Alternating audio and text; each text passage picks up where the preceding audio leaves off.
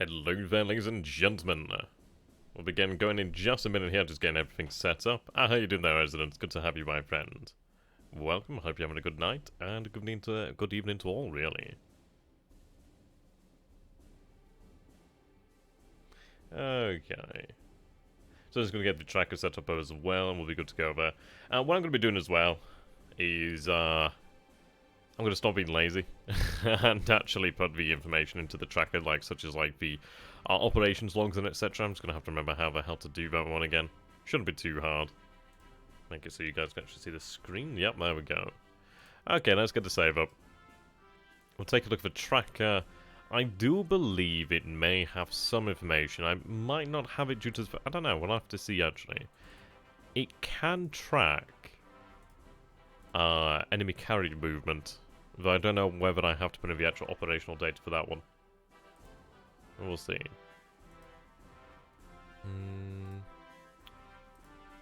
There we go, there's a tracker. How you doing there, J Street? More of hitting THG when he doesn't expect it. Something like that. He's going to know where the attacks are going to come from. It's, we're kind of at this point, really, where he knows where I'm going to be hitting. More or less.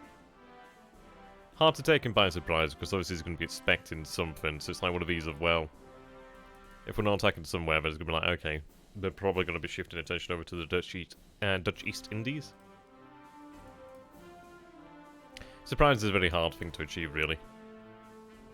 Yeah. I'll try and clean it up one day.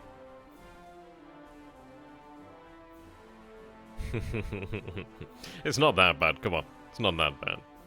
Only slightly. Only slightly that bad.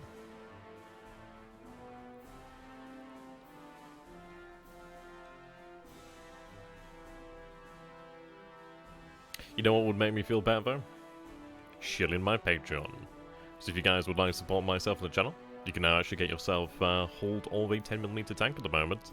So do go ahead and check out my Patreon, and plenty of rewards there. Really great way to support myself on the channel. And there we go, that's my shilling done. Whoa! Knocked it out of the ballpark. Usually I'm awful at shilling. There we go. Don't like to beg. I always feel like I'm begging. Feels really annoying. Probably is annoying, but you know what I mean. Papa gotta eat. Okay, let's go ahead and load up the turn here.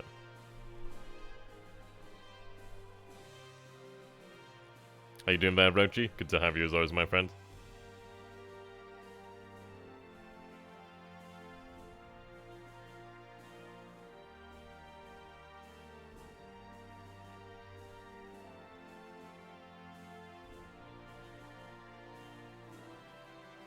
Whenever it's ready to load, then it is. Takes a little while. But yeah, I'm going to try and put in the actual data relating to info. Well, the radio intercepts and obviously the operation logs as well. I'm going to get into that habit of doing that. How you doing there, Paul? Good to have you, my friend, as always.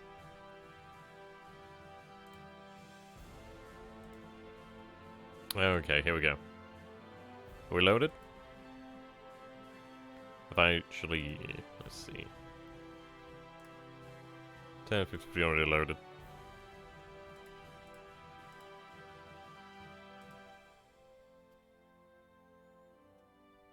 I'm not gonna lie, I didn't actually see. I've got the microphone on the way here, so I can actually see some of the numbers. I think 1053 then would be the latest. I think we loaded it. Did you guys see it load? It's like, I say it's finished now, so I'm gonna say it is. I've got this bloody big ass boom in front of me, and it's really hard sometimes to see little numbers on the screen there. Okay. I think it's done anyway, so that's fine. I expected more information. Really not that much here for a change. So we can see leadership increase, leader arrived, okay, leader arrived. Shoho, yep, okay. So we did upgrade the aircraft on board the Shoho to the A620s and the B5N2K, so Shoho is going to be fully ready for combat. Aoba's upgraded to E13A1 Jenks, very handy. Yeah, the Kyomaru. Not too bad. Of course, the heavy cutters of Maya are moving out. Go ahead and take a look into the industry here then.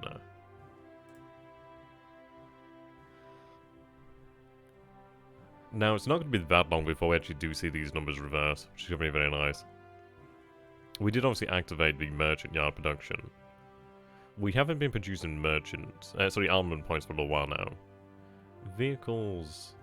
Now, vehicles is a very interesting one. Take a look.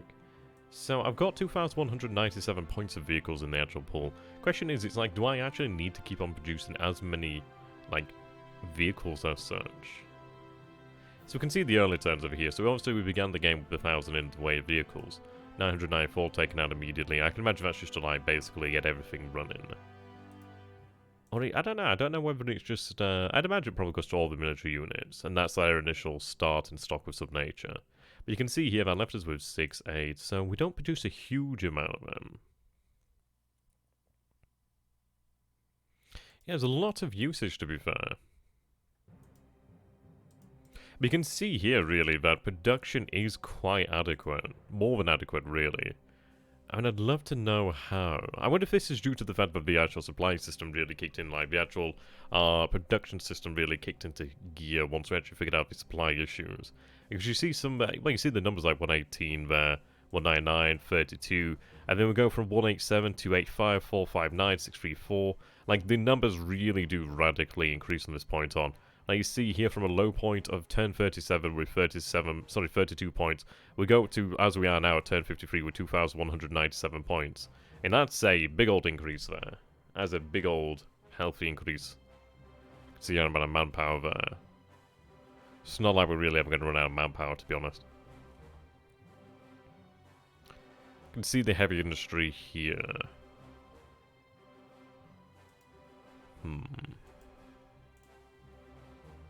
We'll take a look at the chart then, shall we?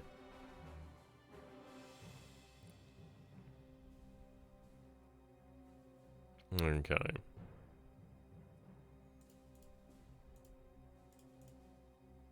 Yeah, you can see vehicles there really shoots off there. It does make me wonder if we could turn vehicle production off for the time being. It's one of these of, does it really save me too much? Armaments, you can see starting to dip now as we are using armaments. Heavy industry is obviously continuing. As far as it goes with heavy industry is going to be the thing that we need throughout the entire game. It might be potentially worthwhile to turn off the vehicle production, but then again, it's not a huge usage of heavy industries at 1,000 points there. Can we figure out more information about that? So LCU production.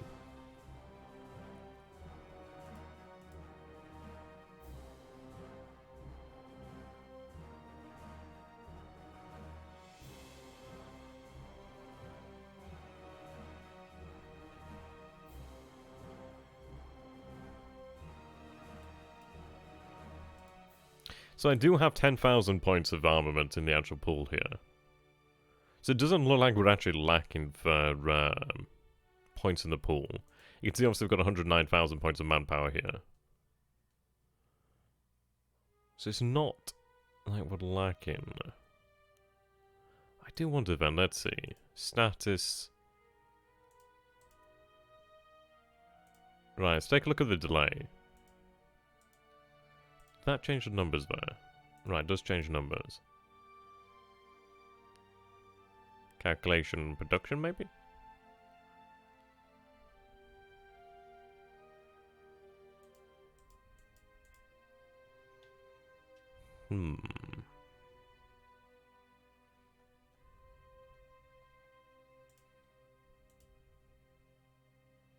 Okay, I've got an idea. Let's go ahead and take a look at the Imperial Japanese Army. What we're going to do is going to look at the active. So status active. We're going to look at the 8th Tank Regiment. We'll use that as a sort of benchmark to figure out what's going on here. After watching THG play Ultimate Admiral last night, it might be a bad idea to let Butcher be in Commander of Navy. I actually watched the first video he put up there. It does look really quite interesting. It was rather amusing seeing him take a ship in front of the actual fortress, well, the actual shore battery. It's like, I can imagine there probably is going to be guns up there. Probably not the best. Okay, let's see. Make this a little bit larger. Is it actually... Nah, there we go. 8th Tank Regiment. Tank. Okay. So let's see. Can I take a look at the history of this unit? Right, here we go. We can actually see a lot of information actually in regards to the units here, so this is actually quite good. We can see contents here as well. Interesting. Right, now we've got something to work with. Now we have something that we can think, right, okay. But it's incredible, actually, to see, it's going to be quite interesting. We can actually see where these units have been, yeah, that's really cool. What mode they were in, their AV, the supply, the needed supply. This is actually quite interesting. As you can see here, they arrived at Lafoa on turn 43, so it's only 10 turns ago that we actually landed. It really feels like a lot longer, but it isn't that long since the forces assaulted Nomaya, Nomaya, actually arrived there. It's not been that long, really. So this brings it home, really. So, we can see they landed. Disruption, you can see that disruption was pretty big there. Yeah, so it looks like they were in, yeah, they were given a destination as well. That's really good, you can actually see the progress. This is actually excellent. We can actually really get an idea of what our ground units are doing like this. Regret that shock attack. Really do regret that shock attack, but oh well. Let's see. So you can see the experience of the unit has increased. So you can see it did decrease to 69 here, but we are now at a high of 72 there. Morale is 82. The highest it's been was about 84, so we're still looking good on morale. Morale's on average higher here. In supply use is increasing here. Disruption is not too bad. I think what we might do here then is rather than rest the actual naval regiment, is potentially rest the 8th Tank Regiment. And considering that they've got a lot of disruption there. They've still got a lot of AUV, but obviously they need to rest. I mean, they've been attacking... Yeah. You know, actually, it's rather amusing. We weren't entirely sure how long... Well, I wasn't entirely sure how long we'd been fighting Nomaya, so this is actually great. So we started out here then. So this is when we arrived at Nomaya. So we were there 2 days before the attack really did begin then. Well, obviously we're bombarded in the first 2 days. So we can see here then, deliberate, then a shock, deliberate. I think the shock attack should have came later, but it could have worked, maybe. Okay, let's take a look at the content. Right. So obviously this is when they would load in on the different ships here. So, TOE current was 100 there, so 100%. They're not bad. I mean, the table of equipment is about 81%. Their maximum is 96 here at the moment, apparently. It can be rebuilt. It seems like we lost the most part of the actual unit here, and that's probably going to be due to all the disruption fatigue. So I think we do rest them. We've actually learned quite a lot there. I'm actually quite interested about that. Well, in regards to that. Let's go ahead and take a look. So, infantry.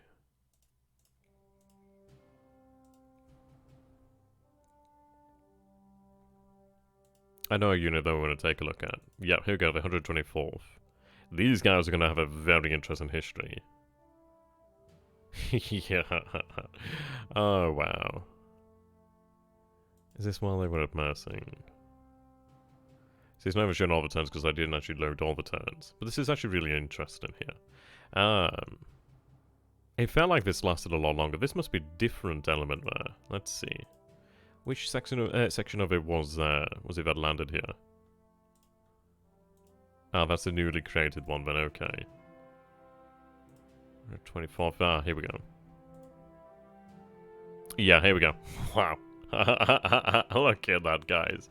So we were at Mersing from turn 6.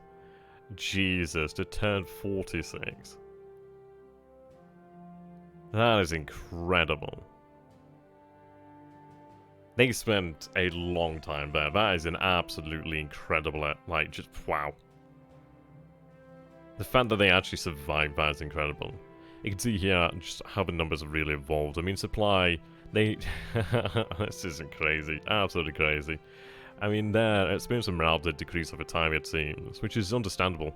And there was 2 deliberate attacks here. This is when we nearly overwhelmed him at Mersing, and then a massive group of reinforcements arrived. So this is really quite interesting. Bombardment here. Shock attack over here as they were at Johor. Wow, that is amazing. That's really cool. I like this. We'll have to come back to this. At least we have a better idea then of how things work. So that's good. So take a look at the air production then. So take a look at the ones being built then. Built per month. So we're nearly there now. Just a couple more. I'm going to stop this once it gets to 150 and then that'll be the halt to the production there. Well, at least of the expansion of the Ki-43-1Cs, which will free up a lot of industry there to go to other assets. Zeros are taking a while to get up there.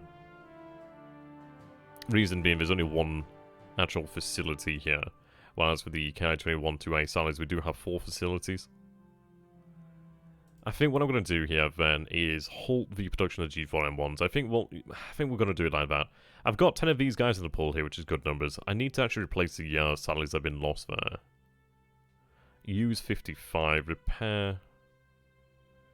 Let's see.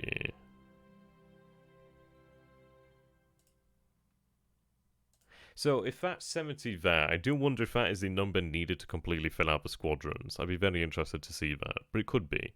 So I think what we're going to do then is we're going to bring the G4M1 to a halt. Just, we don't need to... It's one of these things, there's a lot of competition for the actual engine. But I don't need these guys at the moment. I've got a lot of the G3s in the actual pool, which is excellent. 70 of those guys, which will take up a lot of the slack here. So we produce a H6K4 per day. You're using the Mitsubishi HAF-33, 32. Yeah, the Jake's usually 33 as well. So there's some competition there. So does the D3A1 Val. L3Y2 Tina as well. There's a lot of competition for these engines. It may be potentially worthwhile to step down production of the H6K4. But then again, the H6K4 is a absolutely instrumental aircraft. So it does make me wonder, is it worth it? But the thing is, it does eat up 4 engines. They are 4-engined patrol planes, really. So they do take a lot. A whole hell of a lot.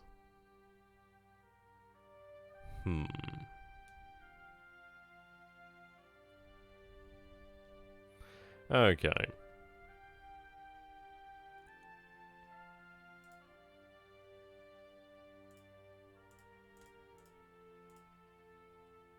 And the 33 production is ramping up there. We do have a lot of... I mean, we are producing 4.37 engines per day. But it's like, you imagine that is like 1 H6K4 per day, really. Yeah, we're looking at it now, aren't we? So good timing then of that one fall. The good news is these facilities will be repairing and enlarging themselves. Well, increasing in size. It is the third most produced engine, actually, which is interesting. What actually uses the HAS-60? Do I have anything that uses the HAS-60? Or is that going to be an R&D? Right, okay. The D4Y1 duties. And the D4, yeah. Okay, well that's understandable. We are going to be very excited once they do arrive.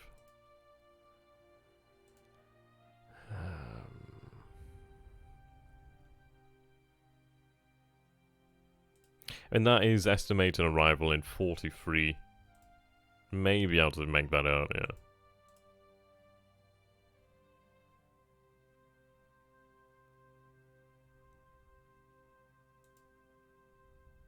Potentially so.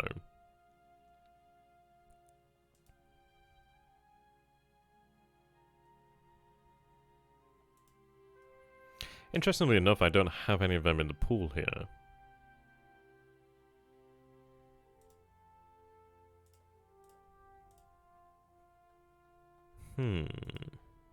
That is interesting, actually. I wonder if it just goes towards the actual R&D usage, perhaps. I'll have to ask somebody about that one. 35's obviously...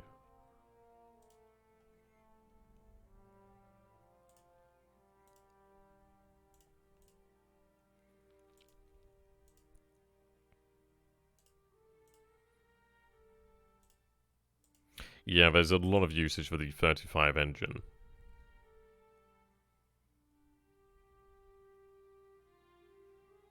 I'm going to need the Ks. Like, we don't have a large amount of production for these carrier planes, for the actual carrier dive bombers and torpedo bombers. Due to the fact that it's not often that you lose them, really. It's only, like, on, well, occasions where you are fighting the carriers that you lose anything like that. So it's one of these things. We don't need huge production numbers because I obviously just stockpile them, really.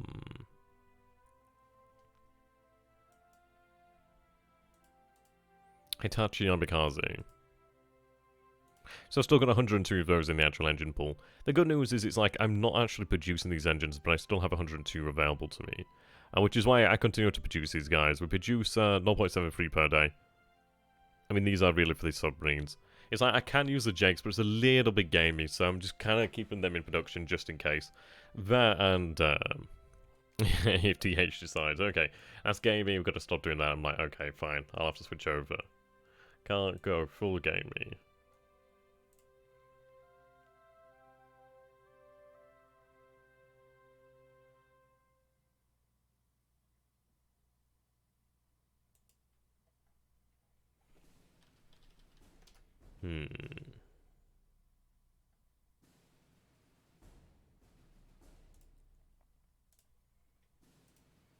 Okay. So I think we're going to put the G4M1s into a pause in production. I think that'll work out fine. So let's go ahead and take a look then. So ship production once again. Now we do see different numbers in game. Let's see. That's going to be the big thing here, isn't it, really? We'll see what happens. It might be that it reaches, let's see, calculation points. I think it's calculation points. Build points. Start building. Right, and we actually get the days here. Accelerate to delay, delay. Can accelerate.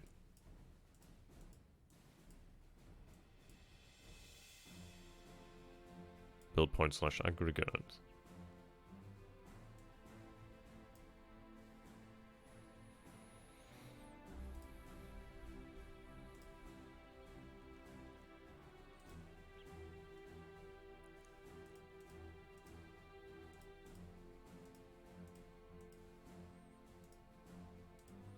Okay.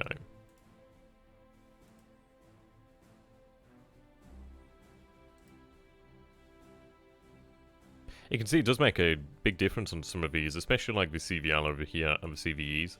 Like 293 days, 265 days, 153, 147. It cuts it down, cuts it in half really. Having here a lot earlier will be quite good. You can imagine like this is like double the length of the current campaign. And then some before the ship arrives. It's going to be a very interesting period once that does happen. But I feel like we are moving in a positive direction. Okay, what I'm going to do now then is intel. Let's see. Read signal intelligence file.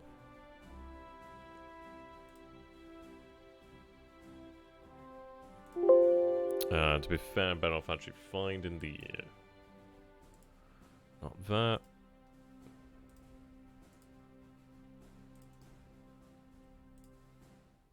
Gotta get into the habit of doing this one. Right.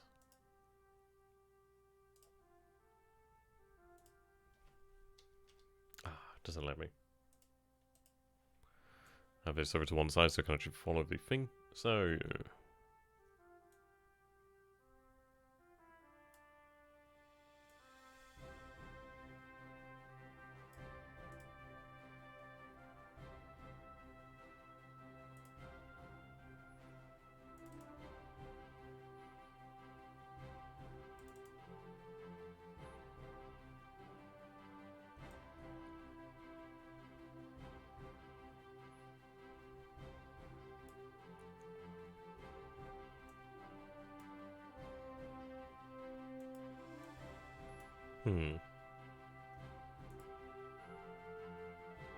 Then we're going to save. There we go. Right. So I'm looking here for the signal intelligence.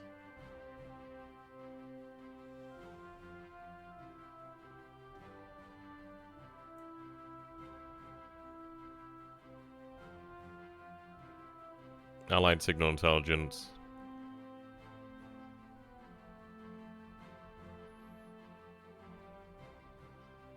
This really messes with your eyes.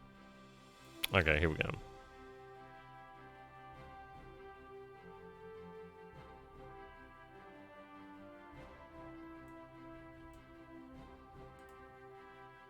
I think this one would be correct. I think. No. God damn. I hate when it's displaying my American method. That's so hard to read sometimes. To be fair, I'll tell you what. I'll make another file and I'll make it super, super easy. I mean, I think the, See, I think CB's actually does make a file.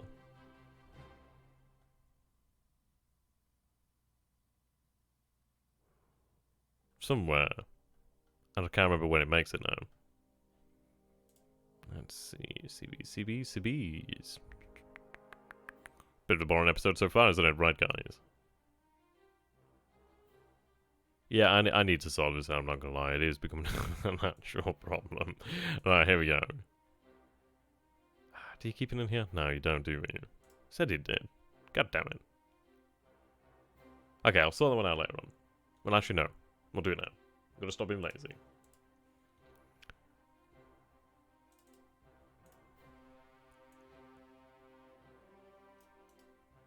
These are the files. Just gonna make this new folder.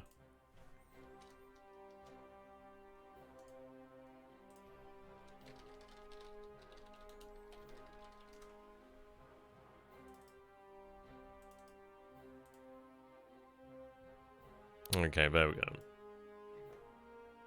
We'll try that once more. Read signal intelligence. Desktop.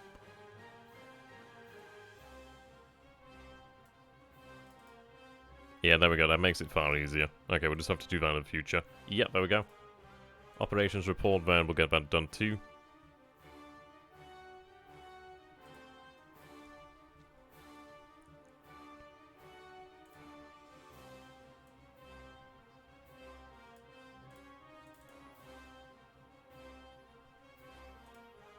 Yep, Japanese operation report.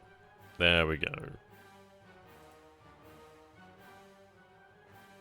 Yep, that's all we need. Awesome. Right, that makes it a lot easier then. So I should have been doing that from the very start there.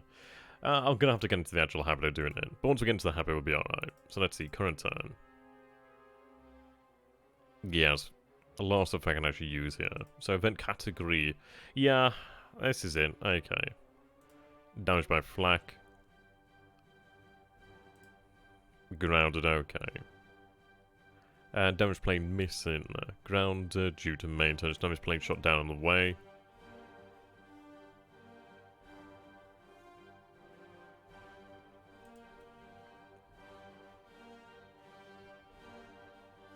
That's interesting. So Coastwatcher report there is citing supposedly 4 ships in Wenkar, but I doubt that.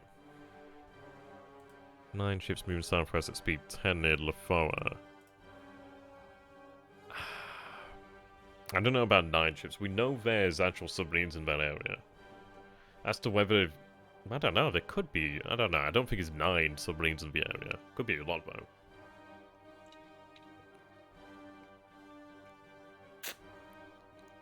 Got myself a Corona here at the moment. Well, that's good. Okay. Oh no, there's actually the G3M2s there. That's very interesting. 115158. Right, spotted. Yeah, so these are the guys flying out from Clark, I'd imagine. Bihoro. 7780. It's got to be misidentification of our own ships there, really. Really can't imagine it being anything else. Allied float plane 79106.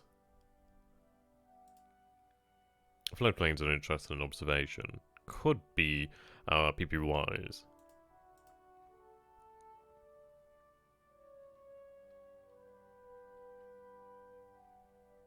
Could to kill that. Okay, so we can actually see where these guys are as well, so that's very good news there.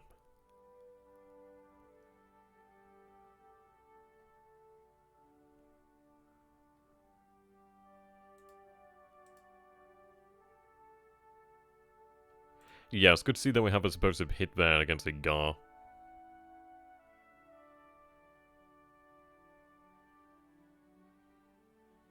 Yeah, there we go. Okay, we'll take a look at the signal intelligence there.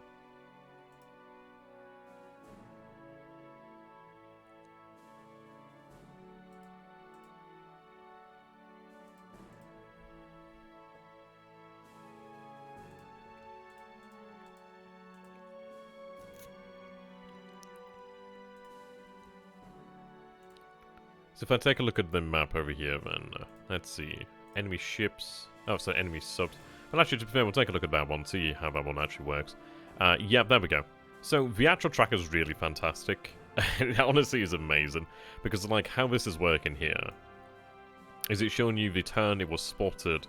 So I've got to get into the habit of actually putting this data into the game. So 6, 4, I mean this is turn 6, turn 14, turn 53. It's been a long while since I actually put that sort of data in there. But it's incredible to see how it's actually working. So in fairness, we can actually build up an actual pattern of patrols and what it is doing really. So I need to get into the habit of doing this.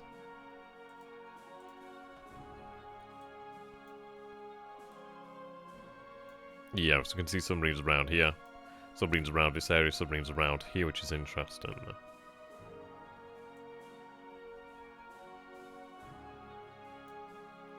Now, the actual thing to bear in mind is, for example, over here, around Filifoti and these sort of islands, I don't think we actually see something on the map as of right now, but that might have been spotted during the actual turn and we didn't see that. So I think this actually does make note of that, keeps that. So that's really handy.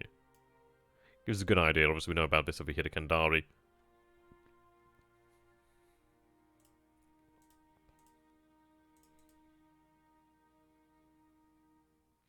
Right, okay.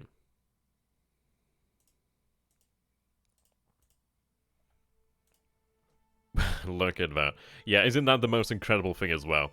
It is actually amazing, isn't it? So this shows you the actual plot of the... it's amazing, isn't it? So you can see here, turn 1, turn 2, 3, 4, 5, 6, 7, 8, 9, 10. Amazing, isn't it?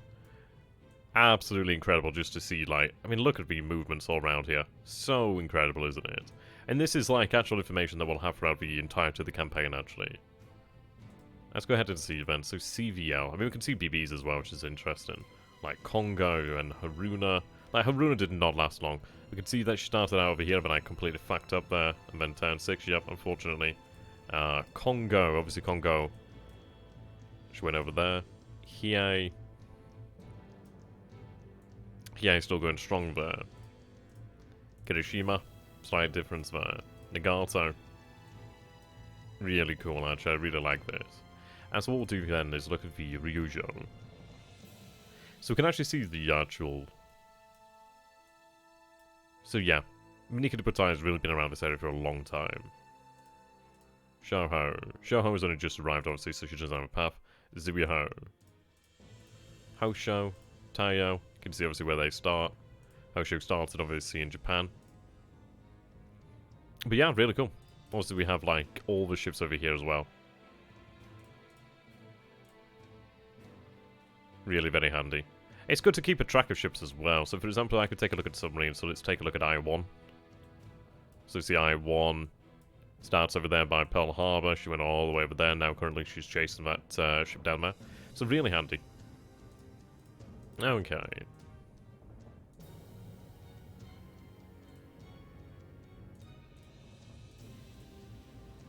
So these are the minefields I'm aware of. Supposedly there's a minefield over here to Merrick. But then again, that might have been the minefield I left.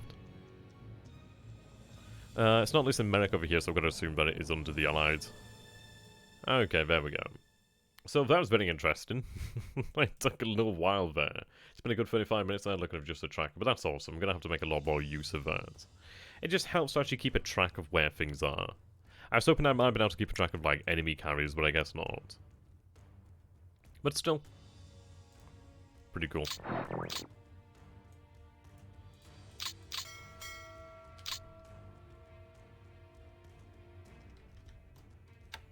There we go. Just going to go ahead and actually share the stream on YouTube, let people know I'm live. A little bit quiet at the moment, isn't it? But again, it is a Friday. I tell you what though, guys, I have been building just a Tiger one here at the moment. So I've got a 10mm Tiger. I'm going to see if you guys would like to have these as like sort of like Patron awards and that. They are awesome. So cool. Like, at the moment to my right, I've got 4 76mm Shermans I painted up this morning. An afternoon, I've got a Greyhound, M8 Greyhound, but I've got like 2 M3 half-tracks. So that's cool.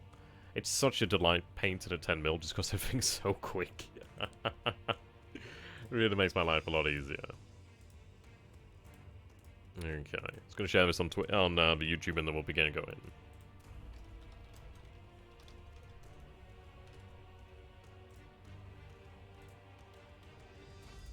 I do feel fairly confident about our plans, actually. Like, at the moment, we have been considering, like, obviously, how to use the Kitabatai.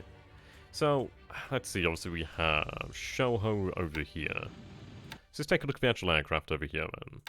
So, we're looking at about 5 days for them to be completely ready, which is absolutely fine. So, I'm going to turn down that over here and obviously keep the training going. Can you check if your subs near Pearl have enough fuel to return? Yeah, they're pretty good. The ones that need to return are already on their way back. We don't actually have any submarines near Pearl Harbor at this moment in time. Literally pulled all of them back, really. The only ones I've got is these guys over here, which we know is a target out there. The question comes down to, do we continue to chase it? It's one of these of, well, maybe, maybe not. I could potentially use these submarines down here to interdict along, like, the Auckland line. It's a case of just fuel usage, isn't it, really? You've got just shy 9,000. You have, yeah, your endurance isn't the greatest, obviously you're heading back. You're at 11. So maybe we chase them. I think I-6 is...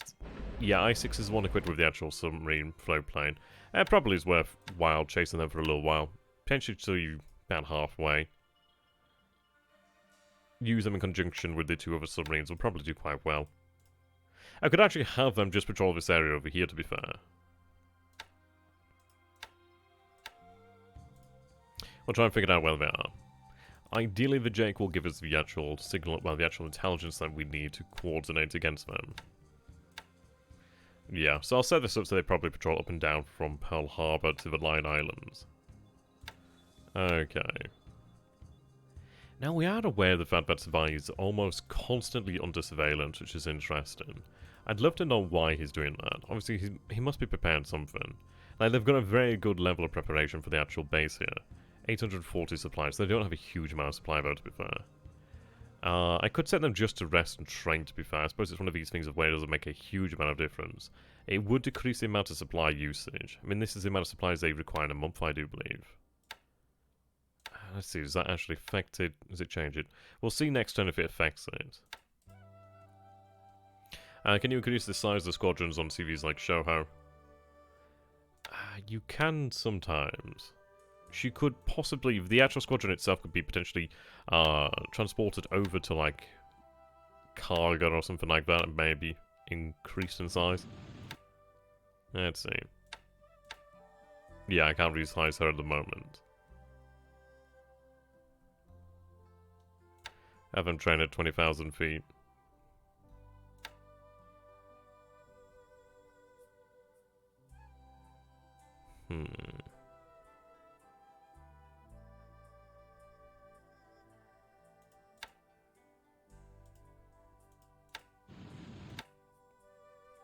Only 9 isn't exactly huge, but still decent striking package there, really.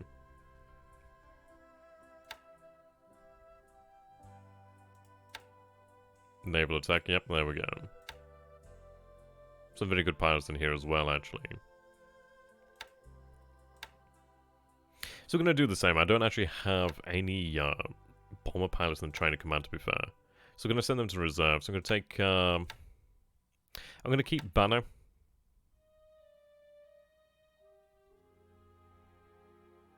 It's one of these, I need to keep average experience up, but then again, if we have one guy over here, that works well. I could actually put some really poor pilots in here, actually, which isn't a bad idea. So what I'm going to do then is send everybody else out of here, then. So to reserve... There we go, we're going to keep Bano in here. So, request veteran. Let's go on over here.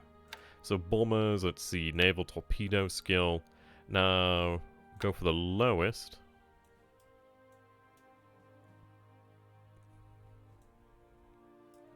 Yeah, look at that. Morioka. What I'm going to do then is release the least skilled. Can only fit that many in there. But if you take a look over here then, this would be worthwhile. Only 80 plus, okay, but that's fine enough then. Okay, so release to active. Right, there we go.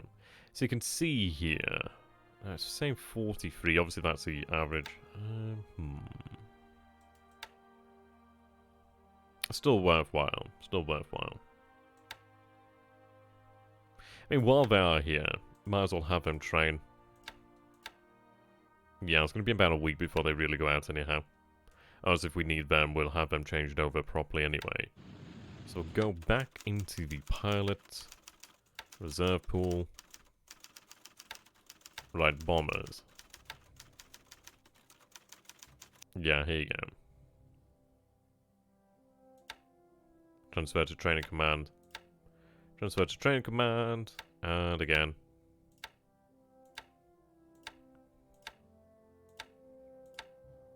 There we go. So you're going to have 80 plus then, yeah.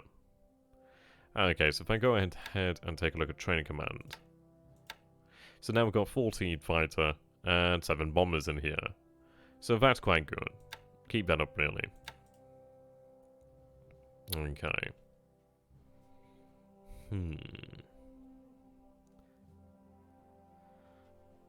So I do have destroyers on the way over here to go escort. We'll have some patrol boats as well that be arriving. So we've got 2 here. Interestingly moving northwest, yeah. A lot of them. Right, so I have a G4M1s over here. Now these guys are running ASW. Yeah, so I could have a full squadron man of 36. It might be potentially worthwhile to do that. I do have a lot of pilots in here, actually.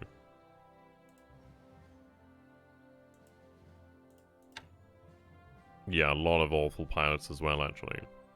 But to be honest, this actually helps to get their naval search up, so it's not too bad.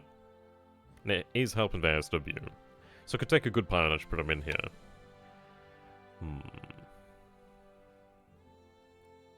Though saying that I don't really want those planes going to this unit over here. So what I'm going to do then... Yeah, no wonder they're not getting much in the way of actual attacks, but that's fine. They're doing a lot of good here anyway. I think I'll increase the numbers here. Let's see.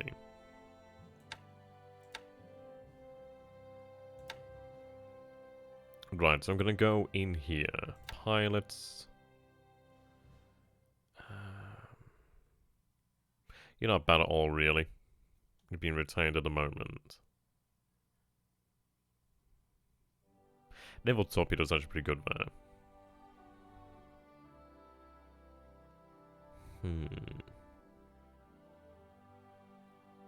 Well, it's not a frontline squadron, is it? Let's be honest. Oh, 4. I'm not saying that I'm going to send those pilots out there into the front lines. The actual aircraft are going to take about 5 days anyway. It's going to take a few days for them to arrive in that area. I'm using them just as training platforms just for the time being, and then we'll change them over. We can change pilots over in a single day, so it's no issue really. Obviously, when we are going to move into combat area, then I will also change the pilots over. But it does actually help our pilots to grow in experience. And what I could potentially do here is actually put in some higher level experience guys. So what I'm going to do here is going to release the least experience, just one of them there. Actually, another free. Yeah, free there. I'm going to request.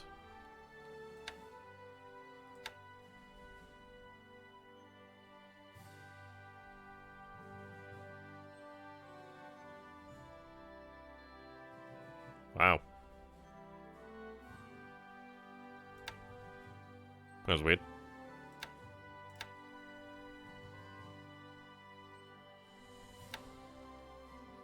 Yeah, here we go. Release the most experienced in Navalty.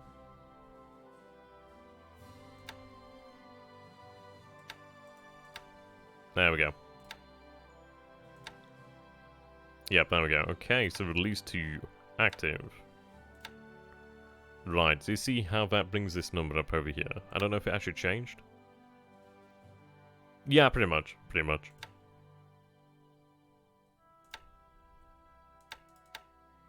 But either way, this will help us out here. Now, these guys aren't undergoing any training at the moment. It could be worthwhile to actually have them undergo training. But then again, they are undergoing training at the moment due to just naval search, really. So, is it worthwhile actually having these guys in here? I suppose it would be if we were actually doing search.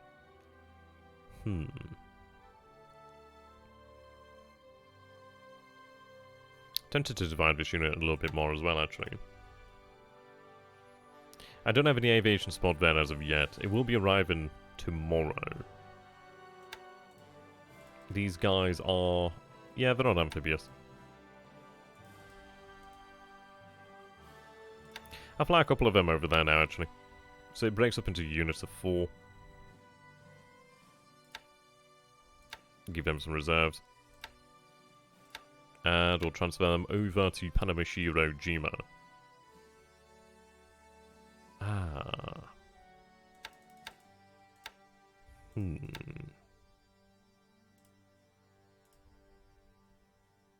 So you're attached to 5th Fleet there.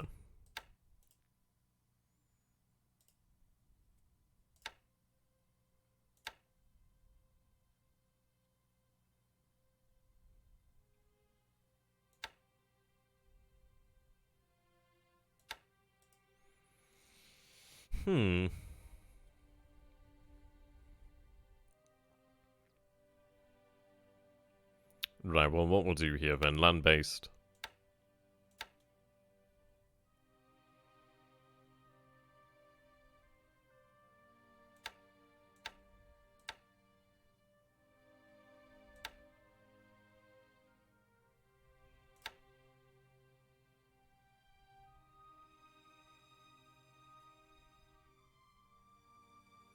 We don't use that much in the way of Hades K4s. I mean, we produce 1 per day anyway.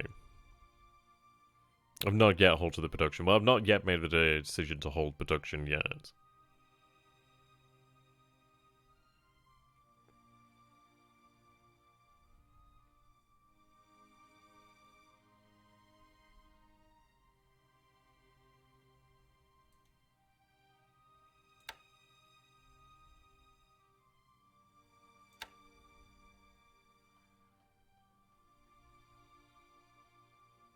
Okay, so it seems like they're actually not considered part of the Home Isles, but at least in that terms of command. That's a bit an interesting one there. What are the G4M1s? 12th Air Flotilla. Goddamn.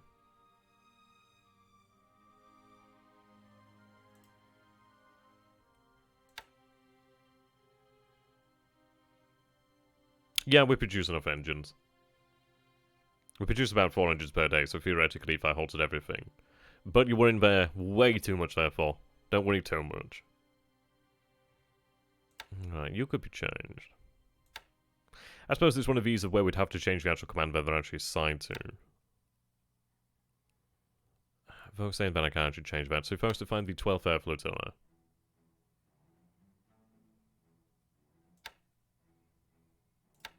HQ.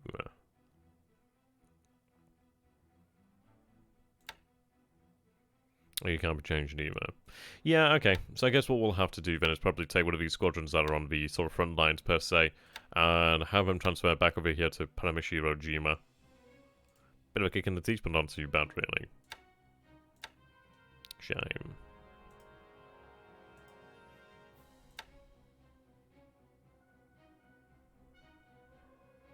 Well, I think what we'll do here then is potentially look to expand our range.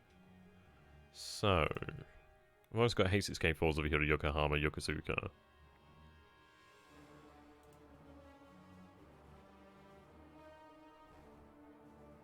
Yeah, plenty of aviation support over there.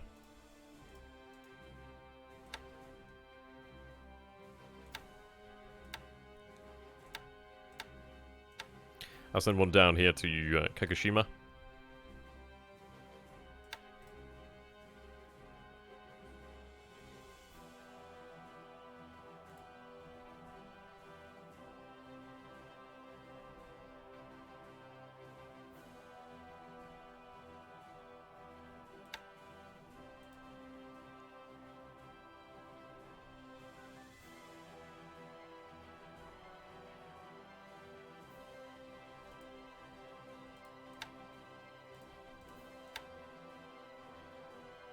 Yeah, I need a better pilot in here.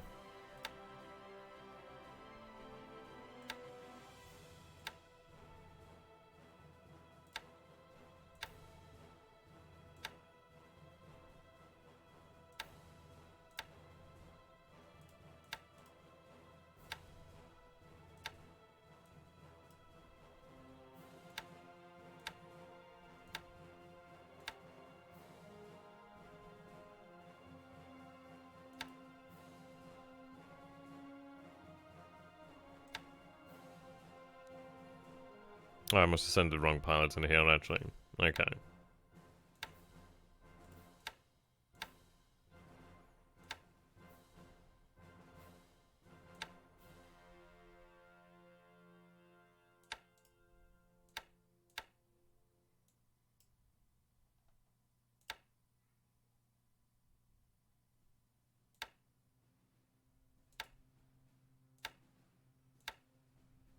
Right, there he is.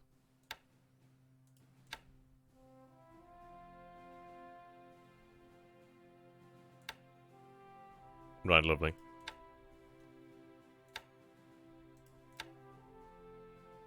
We'll do the same with these squadrons here, then.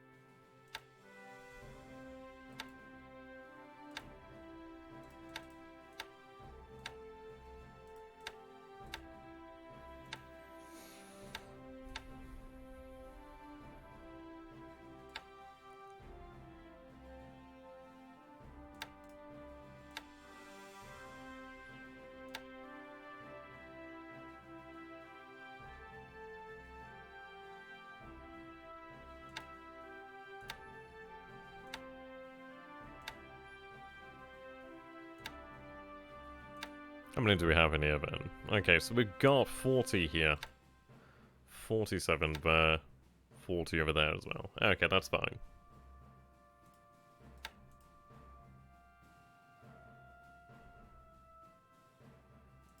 Okay, 48's over here, actually. Okay, they're obviously running training.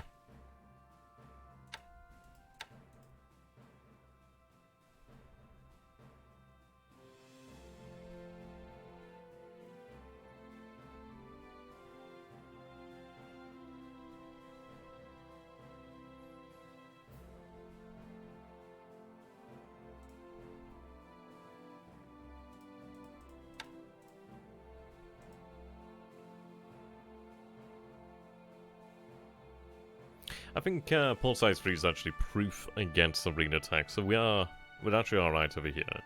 Now we do have 32 engineers, but we don't have any actual engineering vehicles. Would be nice to actually have some, but alas we do not. But they're still making good progress. Obviously the larger that port becomes, the better it'll be, really. Be able to transfer a lot more. Okay.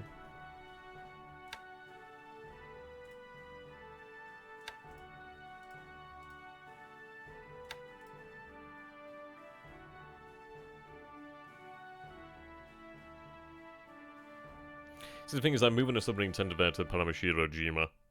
It's not going to come in useful yet, but it will do in the future. But it gives us another point of reference. Well, another point where we can actually rearm. Okay, moving on from there. So where are these guys moving there? Well, that guy.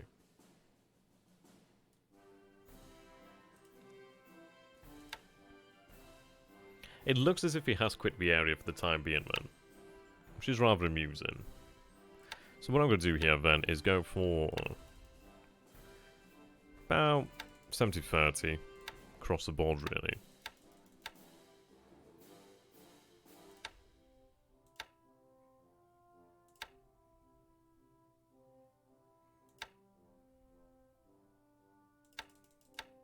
When there's only two of them, we obviously step it down to 50-50.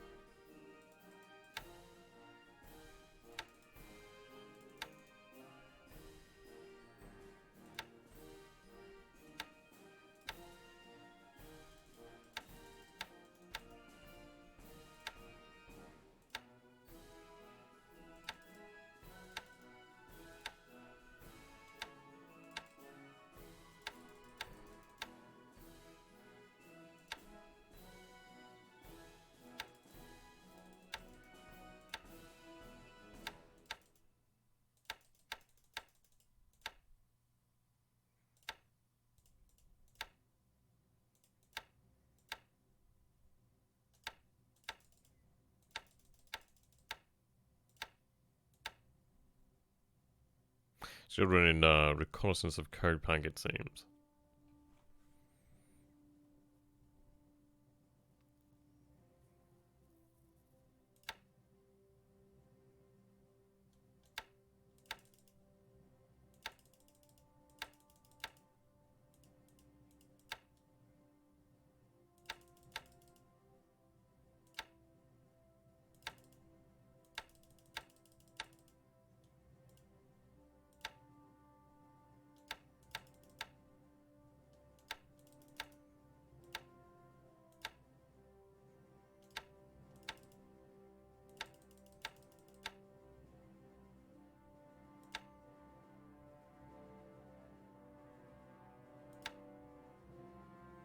Yeah, Mikasa. That's a large squadron there. So we're now going through all the float planes of the actual squadron here, it seems. Well, in the actual hex. Which is fine.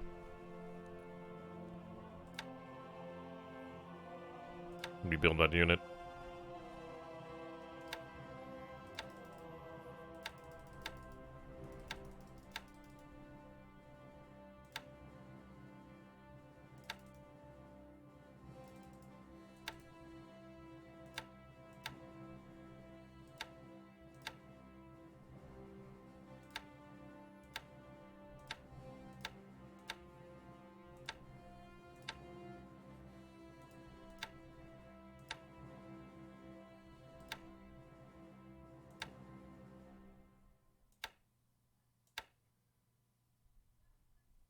Right, that'll work out fine for me.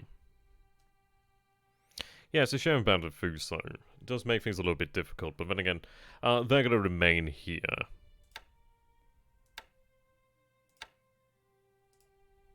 And now we are aware of a submarine there. Ideally, we can depth charge the living hell out of it.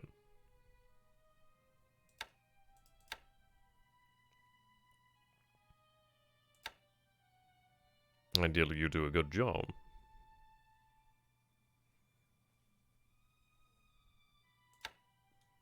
That leaves his force then. Not bad naval, I suppose.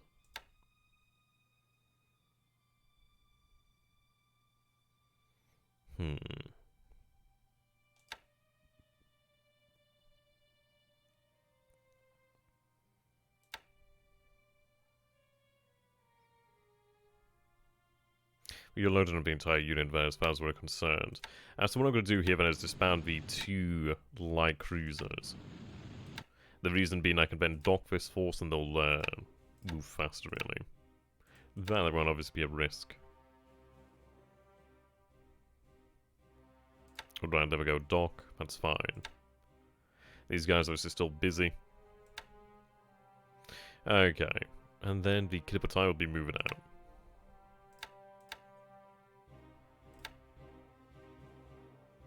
Yeah, the A5M4s did take a bit of a pasting. I don't think fatigue really helped, but a lot of these actually took a... They did take a lot of damage, actually. I think we have to go with a higher altitude.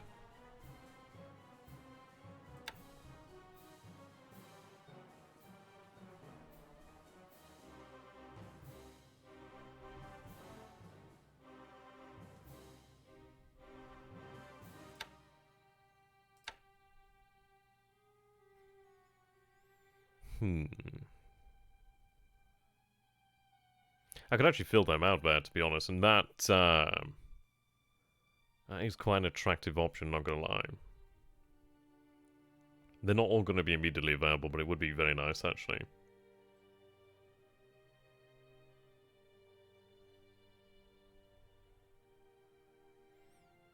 And the thing is, it's like I'd like to spread things out so we do have actual attack aircraft and fighters on each carrier. Now, of course, each carrier doesn't have a huge amount of capacity at times. So we'll go ahead and take a look here then. So you're aboard the Ryujo.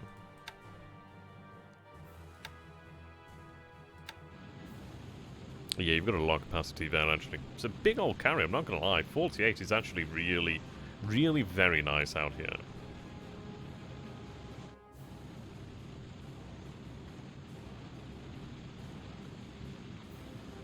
Alright. Yeah, it's got a lot of capacity. Thing is, we can't rearm here, which is understandable.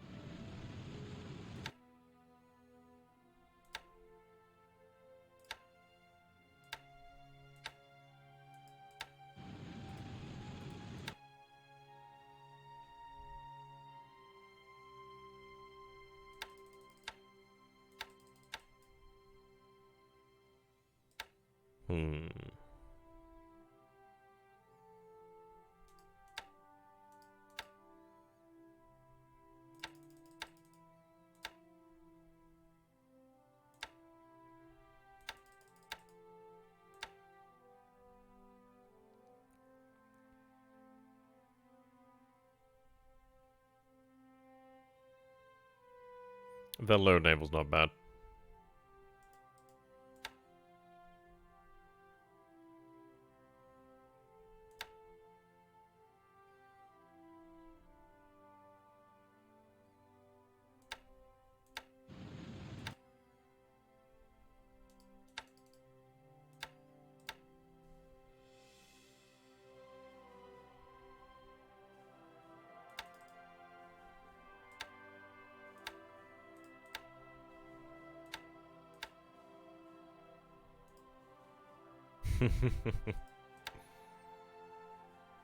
Well, I mean, like, no.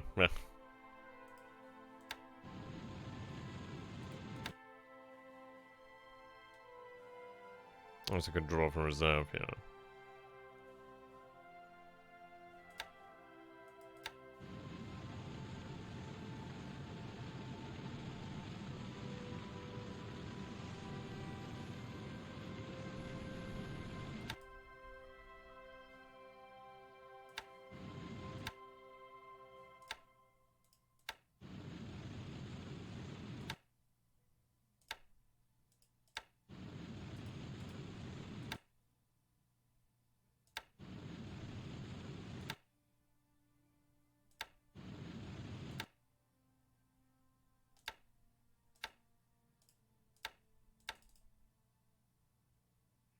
Yeah, that works for me. So I believe that I'll fly in 8,000. Yeah, there we go.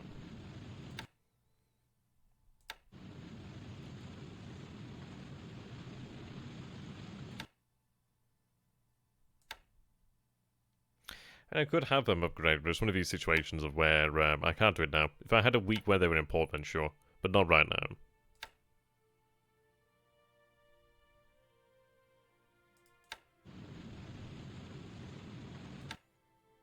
And this is a big squadron, really.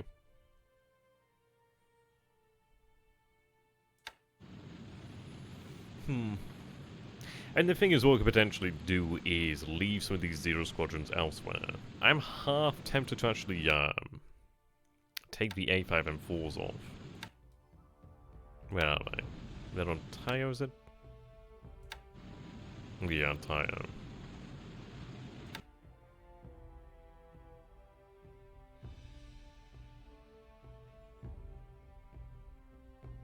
The issue is these aircraft may, I think they'd remain on board the actual carrier, really.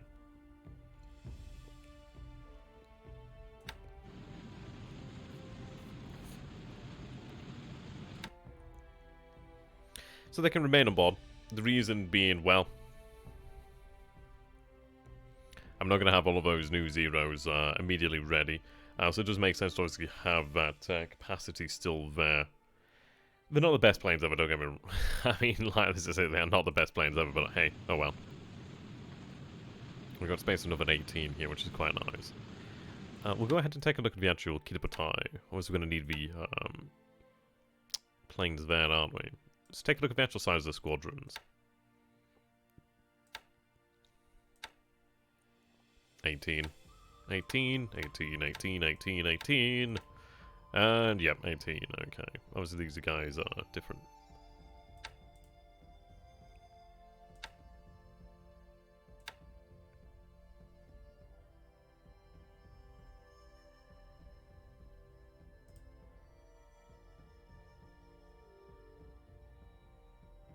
Don't use them, they are CV trained, use the A5M4. Yeah, you're right there. And the ones on board the Kidbatai, ideally they maybe one day they'll actually be trained. I don't know how long it'll take. Okay.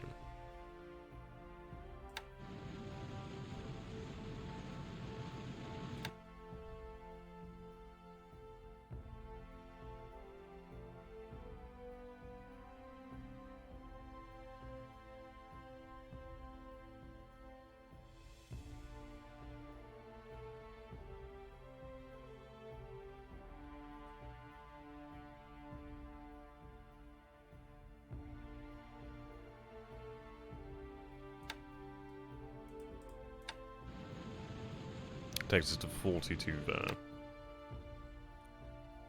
So that leaves 23 in the actual pool here. Now, how many do we produce? Air production, airframes, building. Right. So 2.70 per day. We don't need massive amounts on the Kidbatai, so I think this will be quite alright actually. Yeah, so 2 days we'll have another, well, quite a good few new zeros available to us, which is going to be actually very nice. Now, I could increase the amount of pallets on the on the squadron as well, actually, in the squadron.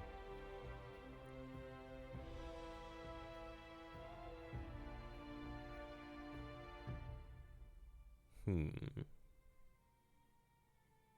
of strange that I don't have the 30th one on here. I'm sure I transferred over. Okay, unless someone, God knows. Can't place any more in there, so that's okay then. We'll go with that then. Now, do I add in additional pilots?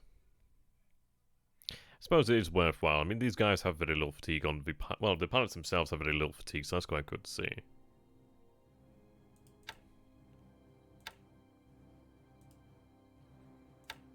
I'm not going to transfer them until the actual planes are ready. The reason being, well, if the carrier goes down... At least I don't lose all the pilots as well. But we do have more now on board, which is very good news.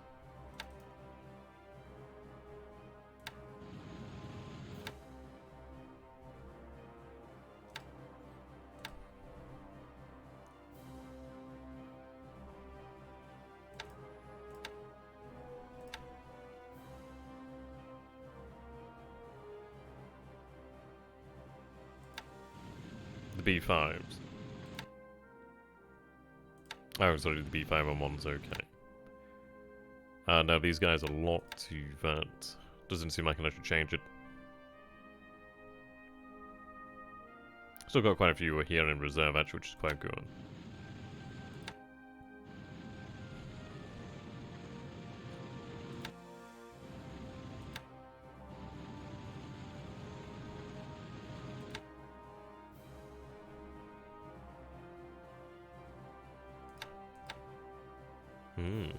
Okay.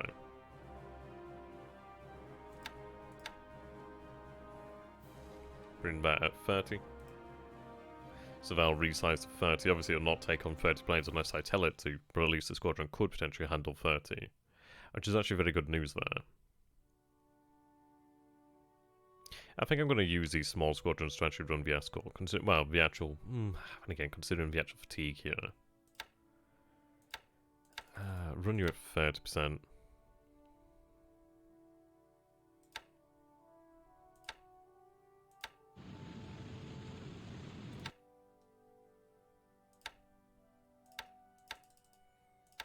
Okay. Need another aircraft here, really. So you're already a size 30.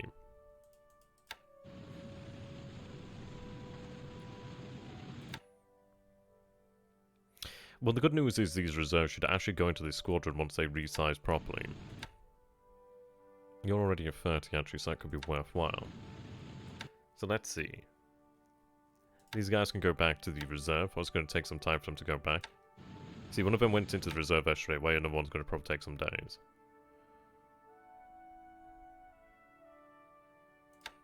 Draw one aircraft. Right, puts us right on the mark there. Yeah, so repair and maintenance. You can see this guy's got 0 fatigue on him. We'll add additional planes as we get the opportunity to do so. But our carrier group will be significantly stronger now. In 2 days we'll have, well, yeah, wow. It's going to be like we've just added another, like, squadron on board, really. Really very good. But the good news is I can divide that unit as well, then, and maybe throw them around and do other things with them, really. So what we'll do, then, is I'm going to increase the amount of combat average to 50% with these guys. Make sure about 10% of rest in. But I'll help take off a slack on other units. Yeah, I'm quite happy with that.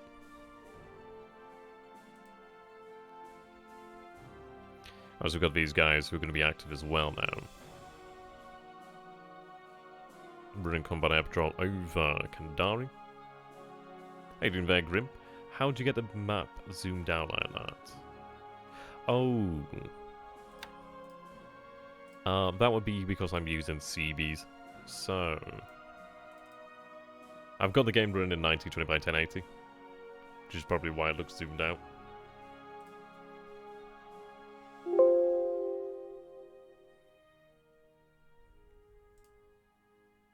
Yep, as you can see over here then. I'm going to do a video. I need to do like an actual tutorial series of how to do this. Like how to actually do this all. Yeah, but data in archive. Yeah, I really want to figure out what that is. I wonder if it... Is there an archive file that I actually missed here? Yeah, it's really easy. It's really good. It's a lot better to actually play it in 1920 by 1080. Like, I've got a windowed... Well, a windowed one and... I don't know why that's there. But I've got a windowed and a full screen that I use, which is really nice. It also gives you the ability to run the game, like, well, 2 windows of the game at once as well, which is very handy. Okay.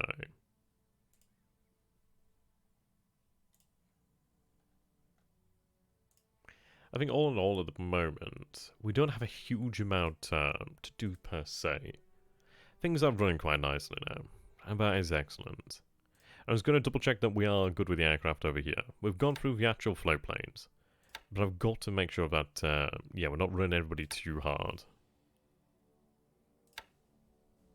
Yeah, here we go.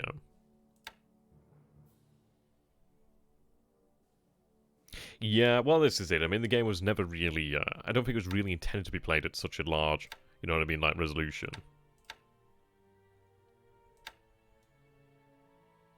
We want more of a famous desktop. You cheeky bugger. Oh dear.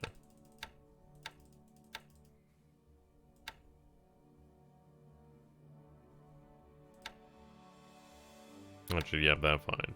Let's go ahead and take a look at the Joda.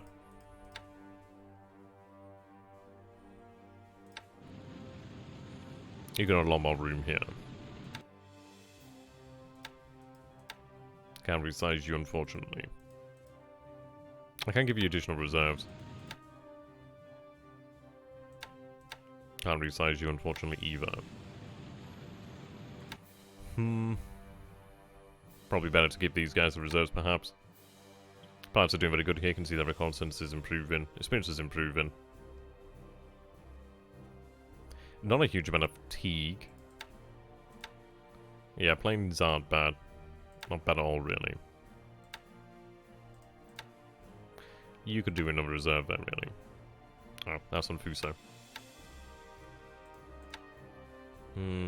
I'll get the reserve over here. Reserve to the other.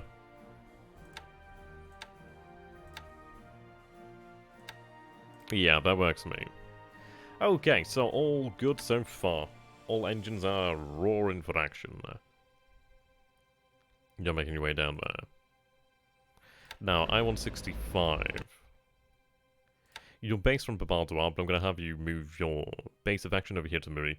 Now, I do need to get another submarine tender moving out this way. So let's figure out where and, well, when we can get one.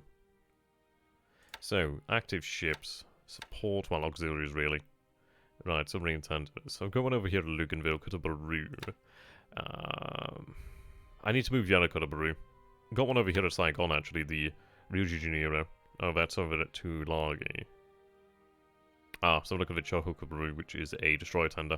Again, need to get you moving out, really.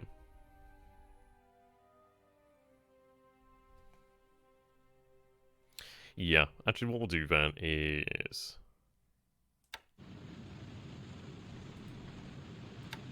Load your tender.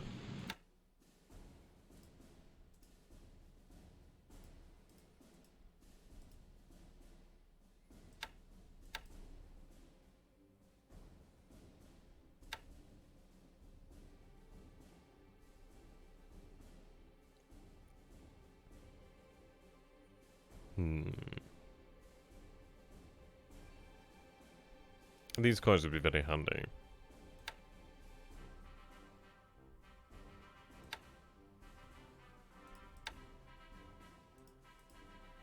Okay, I'll keep the destroyed tender there for the time being, considering I don't have an escort.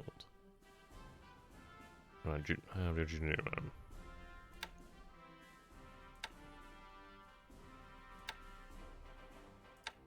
Yeah, we'll move you out.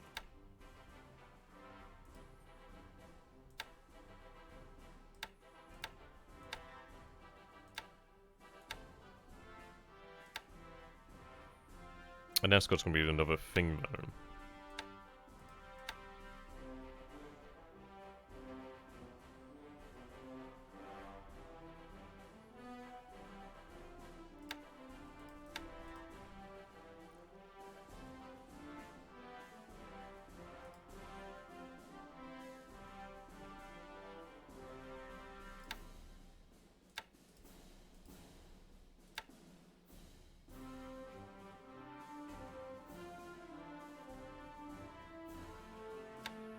Take W19 there.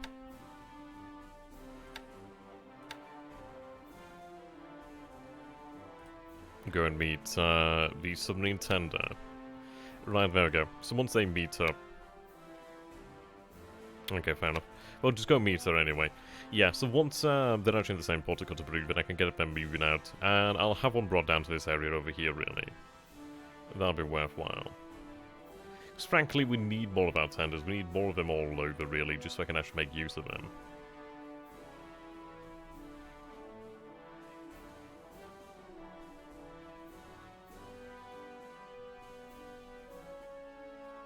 Righto. At least we know more about what we're doing here, then. The AV is moving out as well, so you can see obviously we've got a few of them in a task force, which is nice. Right, so we have, yeah. So I've got two of these auxiliary pairs over here to truck actually. Might move another one of them elsewhere. Only one AKE at the moment. And that would be a big loss actually to lose that.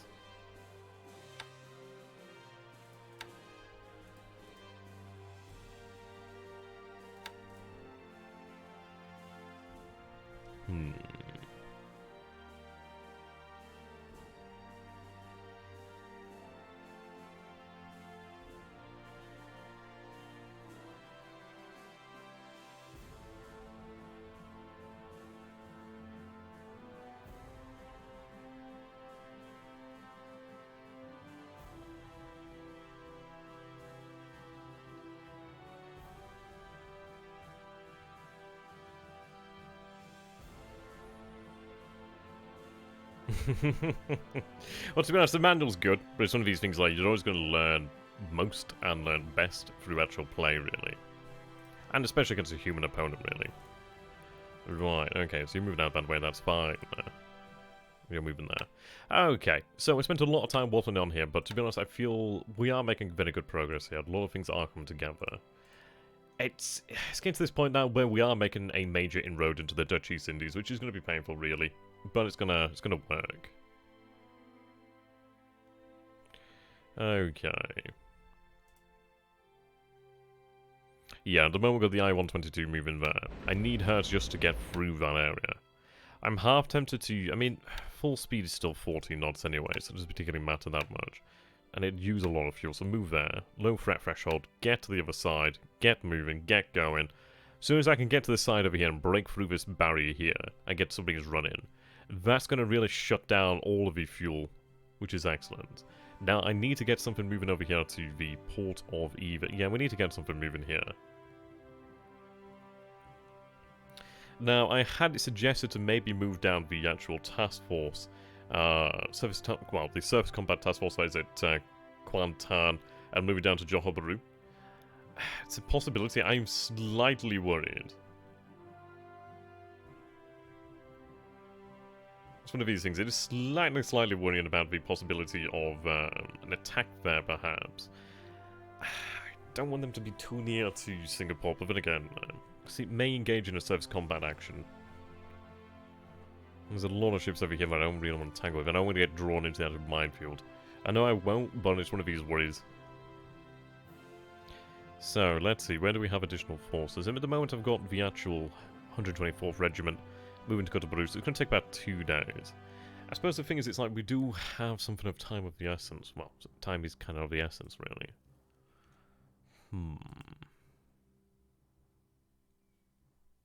I do have the SLF over here, actually, but it's only a company.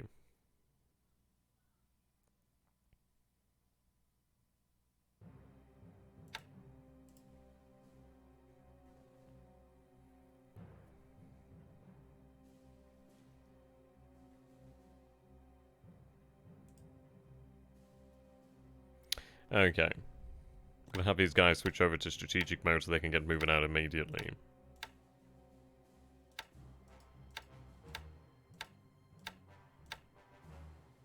The AA is still here for the time being. Do I want to move the AA elsewhere? That's the question. It's not doing me any good here, so we'll get it ready to move.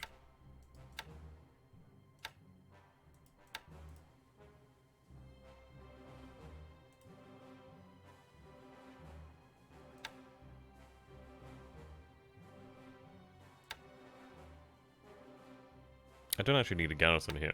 Okay. So I'm going to have you strategically move back towards Bangkok, actually. I can spread them out and actually use them to garrison the rest of Thailand, etc.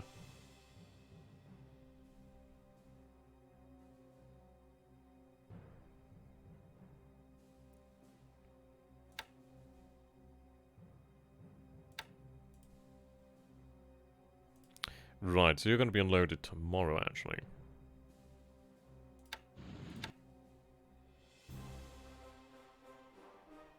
But it's not the entire unit, unfortunately.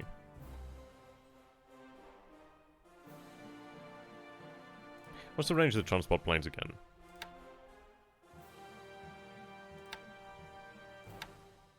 Oh, there we go, yeah. Right, perfect. I'm gonna have the rest of the unit flown in. I still got some engineers over here, so that's fine.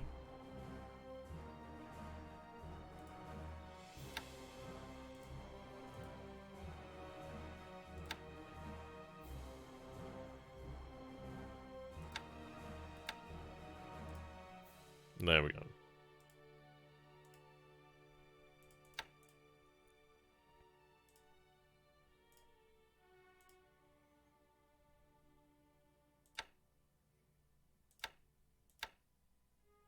Should be able to get that unit there transferred over really within a day to 2 days, really. Okay, you have significantly lower ranges. Right. So got some K-27s over here. How you doing, Lewis? Good to have you, my friend. Do you want to put a link into your Etsy there, Lewis? So, well, ladies and gentlemen, Lewis here does actually produce some really high-quality icons for Rainbow Six Siege. Definitely recommend checking them out. Okay, so I've got a 64th Sentai over here. I can't resize them at the moment. I mean, if we take a look over here to Johor Bahru, for example, I've still got... so we are on more or less the border there, 138, 133. The airfield itself, it's not overstacked, but I don't think I can actually take that. We might be able to get away with just a couple extra. And in fact, I'm going to go with just a couple extra, just because at the end of the day, I need additional numbers down there more than anything. Right, what we're going to do then is actually put them on with the drop tanks. We'll have them move into Johor Bahru. Yes, if you guys want to take a look at Lewis's Etsy store over there, really good. Really very nice, high quality icons, to be honest. Very vivid colours, a lot of work goes into them, a lot of love, a lot of lotion, a lot of motion in the ocean. We'll definitely check them out. Okay. Now imagine we're a little bit over the actual aircraft stack level at the moment. well, not so much the stacks, sorry, the actual aviation. So 138, 145, and we upgraded Ki-27 Squadron this turn. I mean, we're still gonna look at that one. I'm gonna look at that one shortly, actually. So let's take a look over here. Do I have anything else I can actually... Because I could do with sending in some additional aviation, which isn't too hard, actually. Sort them by types, actually. Right, these guys are arrested. Engineers, obviously. Construction. If there's anything to repair, there's nothing to repair here. I could expand besides the airfield, perhaps. But is it worthwhile? Not particularly. The port itself is a size 2, so it's not a protected port. So it's something to bear in mind there. But either way, we've got the actual Ki-56s over here. Yeah, the Ki-57s as well. 57s, they do have the range. Excellent, okay. So, troop transport, we're going to go ahead. Right, come on. There we go, troop transport. I need to transfer the actual HQ. Right, so 3rd Air Division is going to be moved over here to Kuttelbrunn. So we'll have all of them do that. Okay, that shouldn't take too long now. So what I'll do then is, in the meantime, I'm going to have the 22nd Air Flotilla actually begin to move down to Johorbaru, which will fix our issues with the aviation support, considering the fact that they have a lot of aviation support there inherently. And, I mean, to be honest, once we actually defeat the airfield, well, the actual air force over here at Singapore, it actually does give me free reign of this area. Because then I can completely control this area. For example, I'm going to take a look. So the G3M2s have a range of about, what, I think it's about 13 on normal. So that's obviously, is it 13? Yeah, 13 with the torpedoes. So they can control this area over here. And importantly, this area here, the Straits of Osthaven. Or the Straits of Batavia. And of course, obviously, the Straits of Malacca.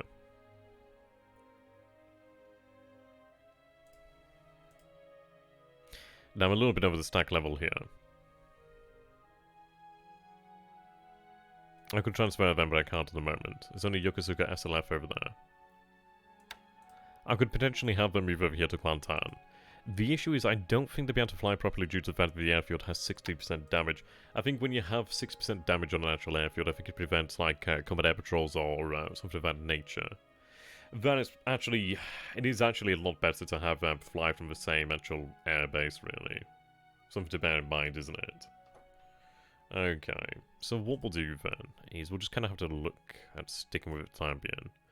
The actual zeros over here, so we did have 67 A67 2 zeros fly. Replacements are delayed over here. Now, fatigue. Fatigue of the pilot's not too bad. Fatigue of the aircraft isn't actually bad, thankfully. What's the other squadron like? Yeah, fatigue's a little bit all over here, but we do have some aircraft that do have a lot of fatigue. We do have others that are actually okay. The pilots ain't bad. They are accruing a fair amount of fatigue, but not too bad, really. So I think we can definitely sweep again at 25,000. This actually stays in with what myself and THG were talking about, so you can go, well, basically have the most optimum band, and normally house rules would be that you will have to stick with that one. But what we agreed is, like, you can go one band over, and you can go as many under if you like. Which works out. And to be honest, it's like I'm flying... It might be better for me to fly at 20,000 feet.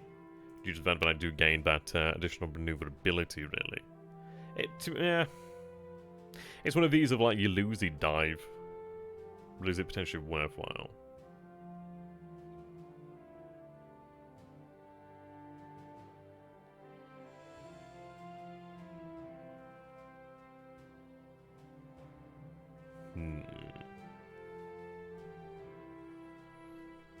It's going to be a very interesting day tomorrow. The good news is we do have additional zeros. Sorry, we do have additional K-27s as well. Like, these guys are all escorting over here as well. So I think we're going to increase that. No. 20,000 feet. And I could have them fly lower, which makes sense, actually. They do have 33 down at 15k. I'm going to have them fly 15k. They do have a lot more maneuverability there. Obviously, they have a lot of maneuverability at 10.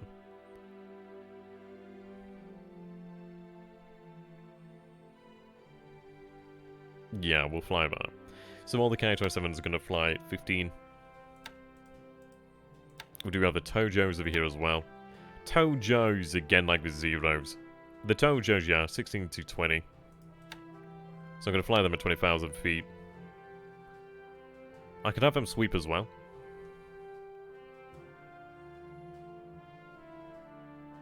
I'll have them sweep as well, I guess. I'm going to be really kind of sad if we do lose some of the Tojos. But we will eventually be producing the Tojos ourselves anyway. About halfway through the year, we'll actually have full-blown production account for the 4 Tojo, which is going to be good. So ideally, they might make a nice impression. They do have some excellent pilots in here as well, actually. Really good pilots in here. So we'll see how well, what impression they make on the Allied forces here. Fatigue's low. Fatigue on the actual pilots is... It's not so bad. I mean, there's some pilots with a lot of fatigue, some of the pilots that don't have a lot of fatigue, so they're probably going to be okay. We're going to have them go with the sweep there. The Ki-27s, yep, running 15,000 feet. So all in all, we are sending a lot of fighters here. So let's see. That's 138 fighters here. Now... Yeah. That's 62 Ki-27s are going to be escorting. That's a big escort. That is a big old escort there. So I suppose we could go with a full-blown bombing raid. I think we will do. Considering the fact that we do have some Oscars over here, so 16 Oscars. Yeah, we might as well.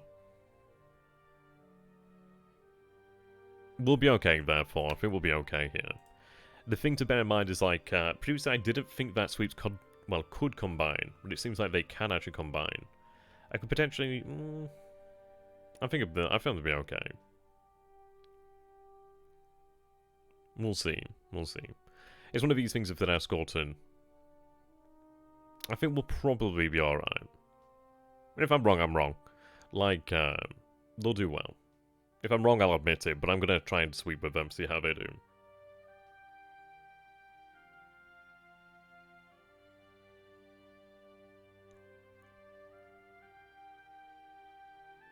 I'll gladly eat my words if we're wrong, but I think we'll be okay.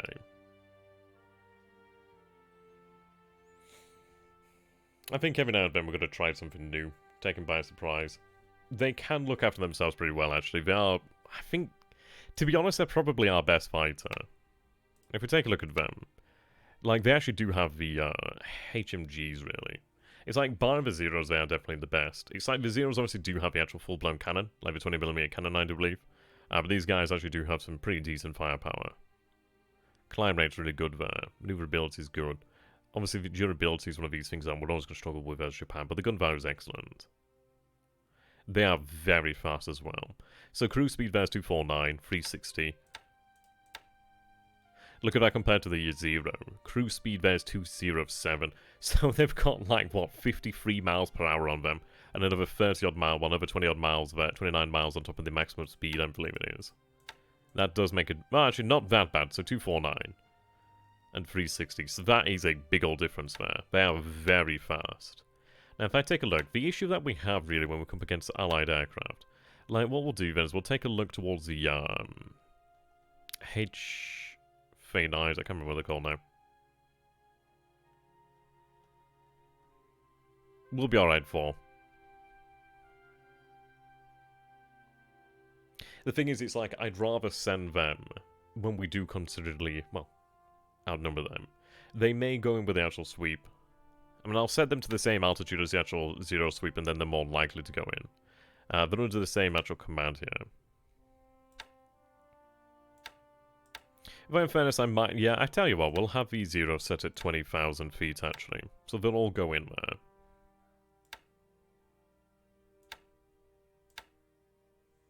It's not the end of the world if we lose them, but they'll go and make a good account for themselves. The thing is, it's like if they can actually get into the battle here and shoot down enemy pilots, enemy fighters, and save Zeros, that'd be worthwhile. That speed is going to be very nice. Right, okay, so we take a look over here then. So I'm looking for the, what's it, AH-81s or something like that? H-81s, I think it is, actually. Yeah, there we go, H-81A3. So you can see here, the big issue with the H-81s is the fact that they have that speed there. So their cruise is 270, their top speed's 345. So the thing is, we're going to have a big old advantage. We're going to have like a, like what? Something like a crazy difference in speed there. Absolutely crazy. additional top speed as well, but having a higher cruise speed's very, very good. Now, we did see the Hurricane 2. It was either 2A or 2B. I think it was the 2As. Yeah, you can see here they're actually faster. Speed is a really big facet of this game. So I think the thing is, like, I think they could really be very dangerous against him. So we'll see how that goes.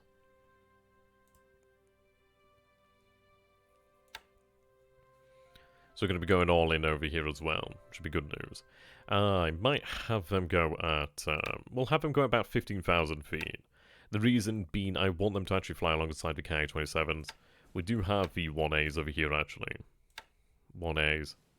I'll have them go down to about 15,000 feet as well. And there we go. Moving the actual headquarters down here. Ah, thank you very much for that battling geese. Really appreciate it, my friend. 3-month streak, my god. Can't believe I've been doing this 3 months. Very much appreciated. Yeah. I think this is going to be the turn that we break him in, really. And I've got additional bombers over here, but I do need to move down. I think what we're going to have to do then is really kind of wait until we actually have the additional airspace. Well, the additional space in the airfield.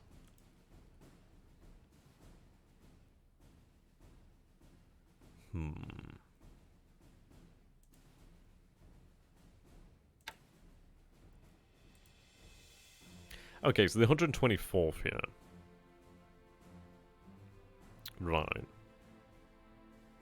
That's the entire unit here. Okay, I thought the entire unit was elsewhere, actually. Okay. Yeah, no, it's incredible, isn't it? It is incredible, and we're only like, what, 28th of January 1942? Though, to be fair, the game will get a lot faster as it does go on here, actually. Right, what we're going to do here, then. So just send them to rest and train for the time being. Can I rebuild the unit? They're all under the same headquarters. Oh, is the detachment over here? Right. That makes sense. What I'm going to do then is we're going to have them all move down there. That's a shame. I was able, would have been able to actually consolidate the regiment there. But fine. Let's see. Do they have any disruption or anything of that nature? No, not really. Okay. What I'm going to do then... Right, strategic. We're going to get these guys ready. So what I'm going to do here then... Couple patrol boats over there as well.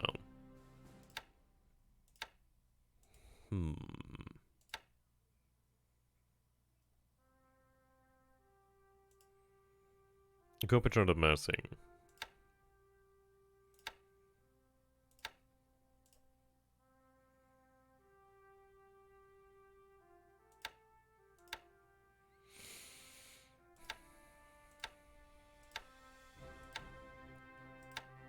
Destroy minesweepers in there, but they don't have enough speed to fly with these guys.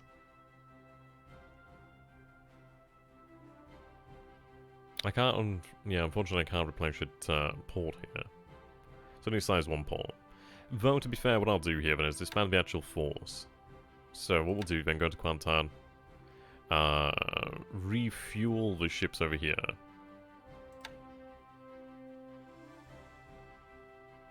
Right, there we go. So a few of them were refueled. Okay, so surface combat.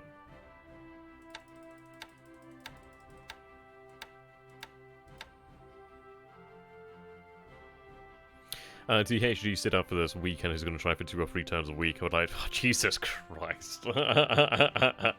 I'm probably going to be bloody dead by the end of that. 2 to 3 turns a week. Oh my god. I'm probably going to be burnt out. Maybe 2 turns a week. 2 turns a week I probably do. 2 to 3. Ooh, probably going to die. Okay. What are we going to do with these guys then? Normal threat threshold, okay. So your home port there is set to Kwantan. What I'm going to do then is I'm going to have you go patrol at Mersing. Well, sorry, not at Mersing. Johor. Yeah, see, that's the issue then. I've got to go through Singapore to get to Johor. Yeah, it's unfortunate there, so I can't load them up at Johobru. I was hoping I could have,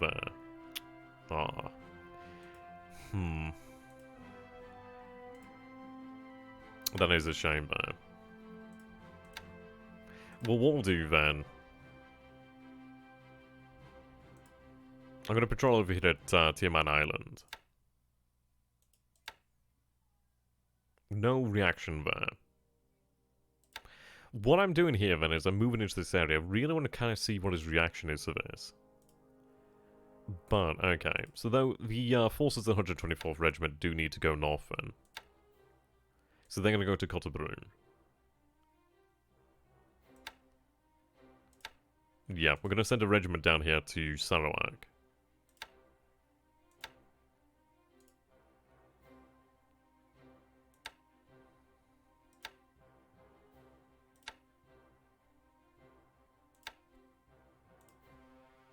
Sinkawang as well. So they'll have a... Yeah, they'll have some planning. Not a huge amount of planning, but obviously when they recombine, they might have an okay amount. Issues I can't really combine them when they're in strategic.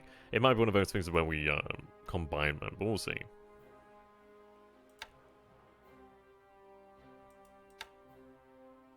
So you're moving down there to Tamalo. Moving down there to Johobru, actually.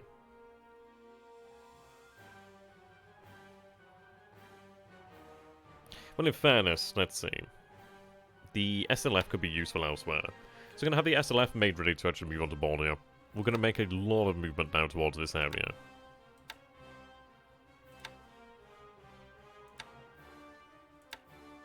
I mean, that is a decent amount of men, so we're going to have them move over there to Kotobrue. Yeah, so what we'll be looking at doing then is obviously making a move over to these bases over here. Because we're gonna lock down the area. We are gonna absolutely lock down the area now. I think the faster we move, the better in this time. The sooner I can actually close the Java Sea down, the sooner I can actually close the the Dutch East Indies down, the better, really. We've only just arrived here, so we've had Kendari for, like, what, a day? Yeah, so we've owned Kendari for 1 day, really. So the sooner and the more aggressive we are in this area, the better now, because that's really going to push him to the limits. We know he's got naval assets, and they're probably somewhere in the Java Sea. So we're going to try and really force him to action, perhaps. Force him to action or force him to back down. And these guys are running. They did fairly well.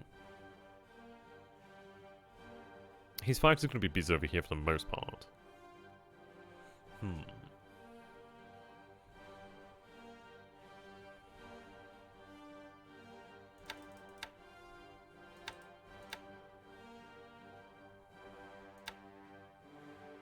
Okay. What I'm going to do here then is set a natural arc.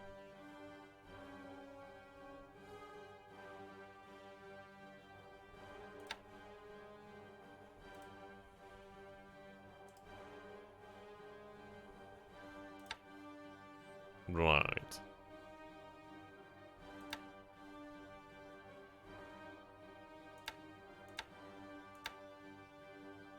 Yeah, she's like go over Singapore there.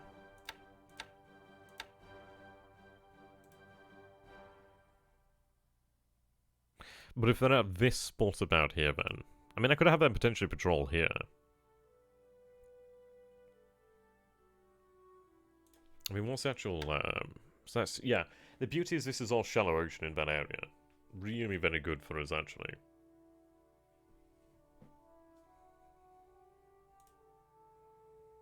Okay, what we'll do, then, is going to go and patrol about here. I'm going to have them set to 1 reaction, actually.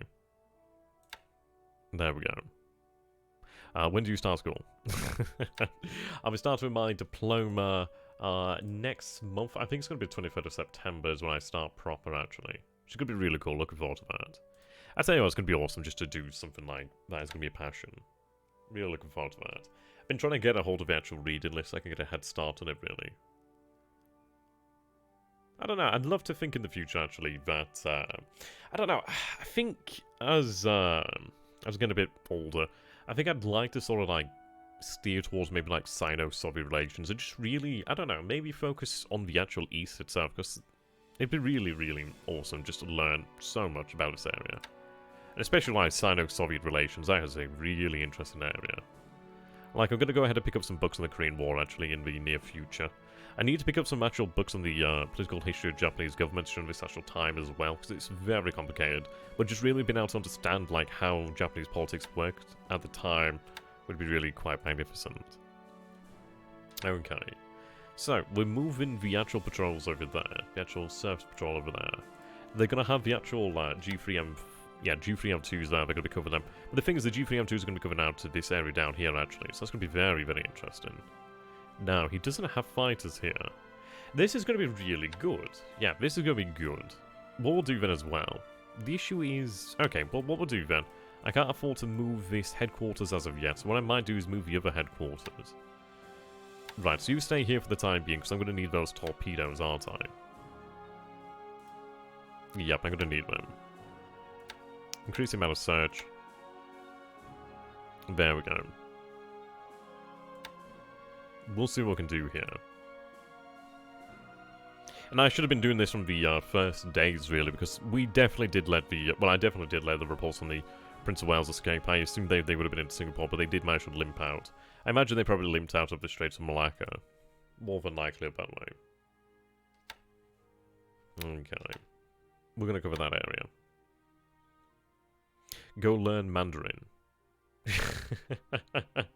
That's actually really good advice, man. That is really good advice. I'll have to bear that in mind. I can imagine Mandarin's really hard, though.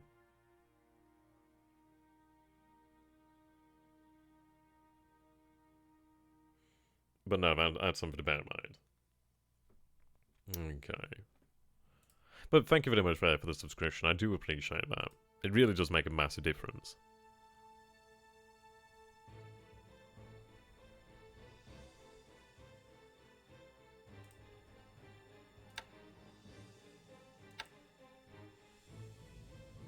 Really looking forward to when we can get additional aviation in over here. Let's see.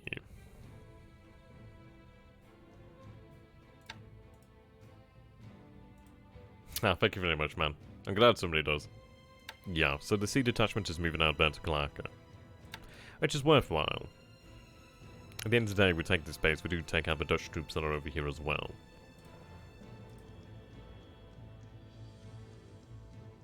I'm contemplating whether I use the H6K2Ls to actually fly out again. I think it is a matter of... is it a matter of urgent need? Well, yeah, it is really, isn't it? It's a lot of fatigue, though, that's the issue. But what we'll do then is I'm going to rest about 1/5 of the squadron. And we'll get some troops moving. Have I got any coys here?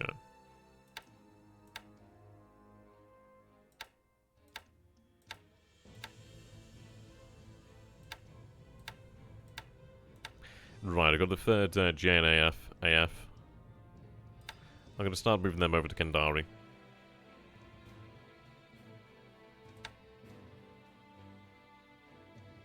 The issues is like these sound detectors, those are the issues there. But I'll get them moving there. I mean, if I can get any assets in, that's worthwhile. Like, as far as it goes over here. I still have the base force, so we still have that going for us. And a base force would be really quite nice over there. Air transport as a company. They're larger than a company. I wish it was a company. The one I transferred over here was a company. And the good thing about the actual companies is the fact that you don't have to worry about anything. I was like, the sound detectors, I don't think I can move them via aircraft. Or stuff like this. I mean, to be honest, I wish you could say, like, move this first. But there's still some aviation support in here. I mean, engineers come in handy. Support will come in handy. As long as we can get it in there, that's fine. I'll move the rest out via ship in the future, but I need to get it in there to Kendari ASAP. Additional supplies are going to be needed. I am going to be offloading additional supplies, so about 2,000 tons there. We do have additional supply coming as well.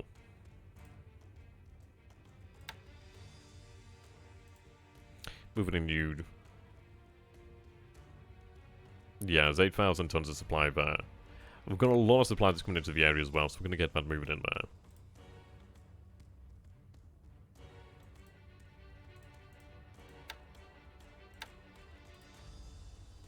And it does make me wonder, do we look at moving aggressively towards the Java Sea? But I think they'll be playing into his own hands there, really.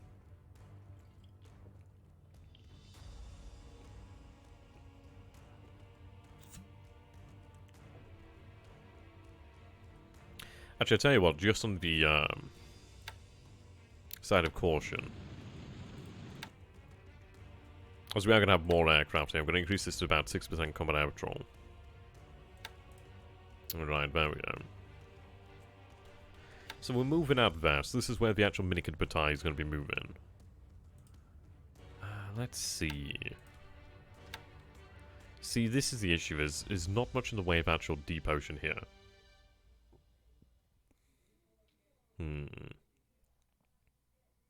Yeah, the best I can do is the best I can do is move it to this area over here, because once we move into this area over here, we don't have to worry so much. In the shallow ocean, the submarines are going to be under so much more in the way of threat.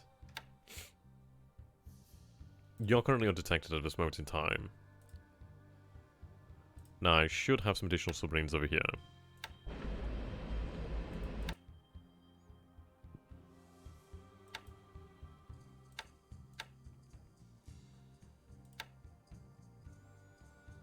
Right, let's see.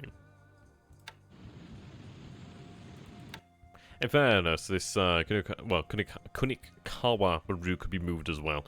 So I think once we do take Sinkawang, I could actually get the AV moving over there. But what I'm going to be doing then... see, the thing is I'm going to have to get the 124th to move up to Kotobaru. So get the 124th moved up to Kotobaru or anything else that can be moved up that way, get it moving there. There's always a potential that I could have fast transported it over there, but the thing is, it's like, I can't get into Johor Bahru without going through Singapore, which would be very dangerous.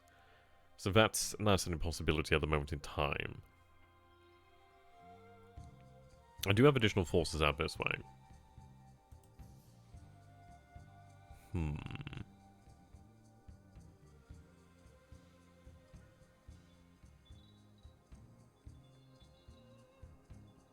Yeah, additional patrol boats moving down this area, really increasing the amount of patrol boats that we have in this area as well.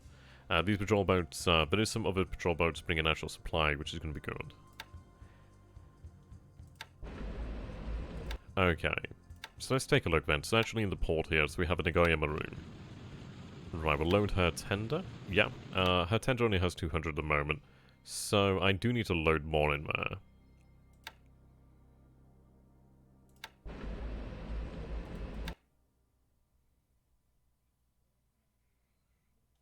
Okay.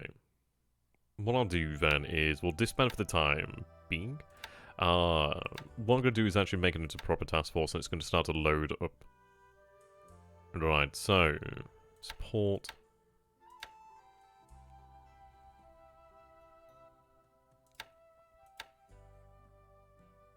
Right, you docked up. So I need you to load supplies. Like, I have 3,458 supplies, but we've got additional supplies coming in as well. I think it's like another 3,000 tons. Yeah, another 3,000 tons coming in here. Right, these patrol boats. Like, these guys are great as well. Yeah, okay. They're gonna head out to... yeah, a lot of supply van in Saigon. Okay, what we're gonna be doing then is we're gonna use the Ansuyus to be running supply runs then between Saigon and Miri. And the reason is to get supply there. Now, the thing is, it's like with that AV, I'd love to have it moved down here to Manadao. And I could move it down to Manadao. The issue is... I don't know, is there a really good reason to not do that?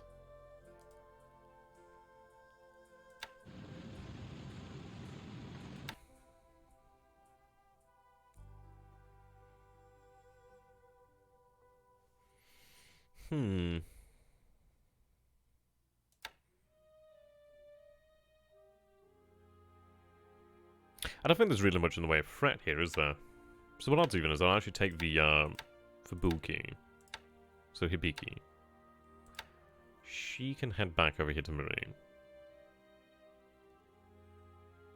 So it's one of these things, it's like, if I take Sinkawang, obviously it'd be nice to get aviation engineers over there. But I can't be running torpedo bombers out from there.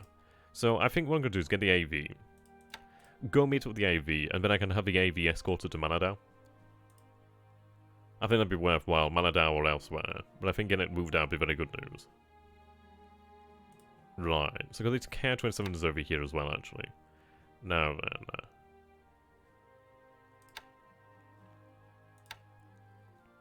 these guys are going to be moved over here to Bamaldwa. The reason is they're going to be moving them into the Dutch East Indies. Takes them longer to get back because they have to do it in jumps.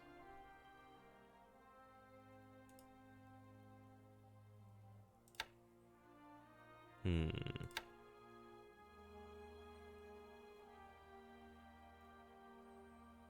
So they're currently undergoing training at the moment.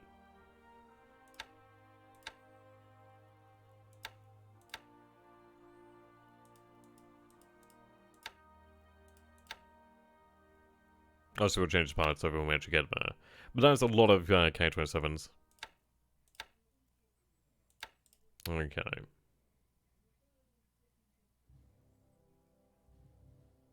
I'm not entirely sure if they'll be able to move out straight away. I mean, best case scenario is that mana downfalls, but I doubt that. These guys are carrying some mines.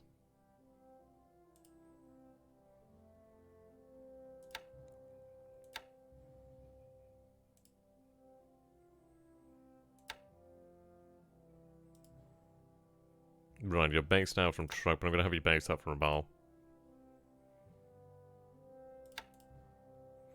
Doing a good dog patrol around this area.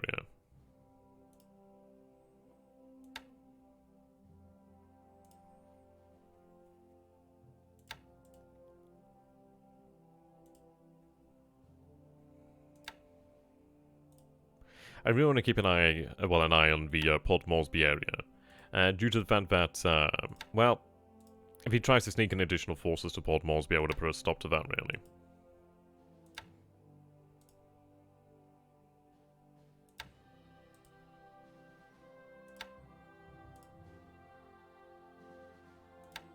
Okay, these guys will run ASW.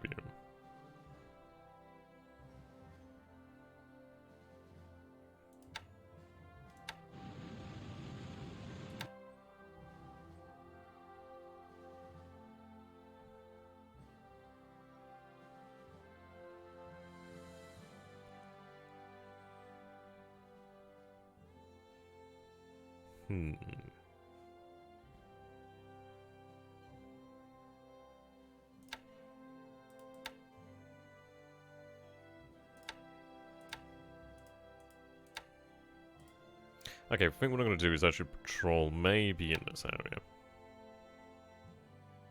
Question is it actually worthwhile?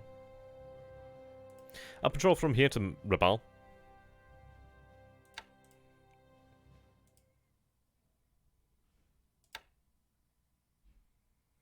Yeah, so we should be ready to set out tomorrow, actually, which is going to be very good news. Question is, do we actually need a light cruiser lead in the force there?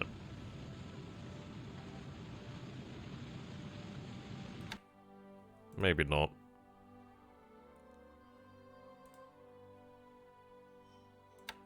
We'll have an actual air HQ over here tomorrow, actually.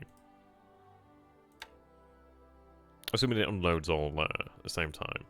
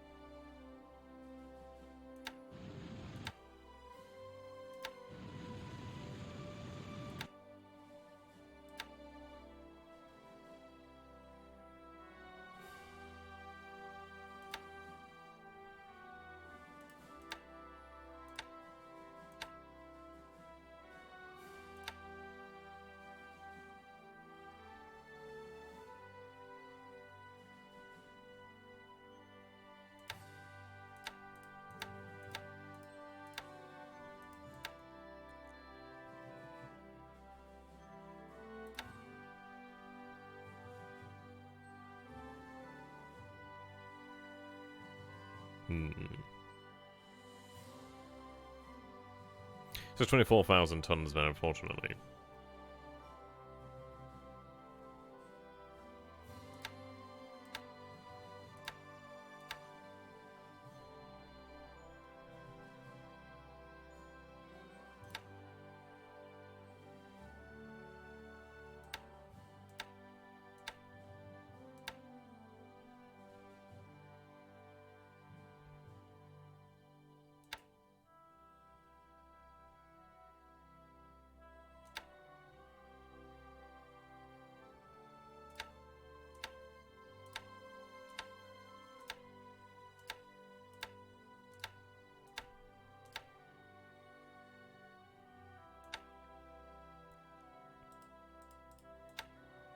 Sort of even as I get the, Oh, he's already 10,000 docked, isn't there? Okay. Yeah, fair enough.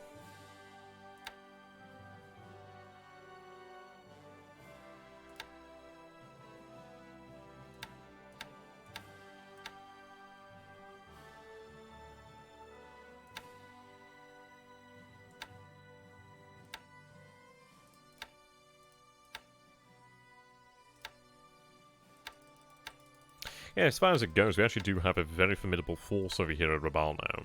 So that's good. We'll keep that ready just on the off chance.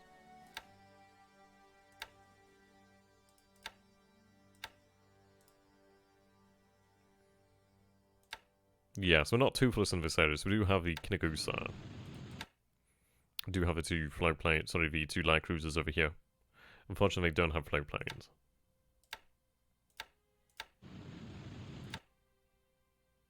Alright, you're in 50-50. You can actually have two over here, which is a shame, so I need to get a second one in here, actually.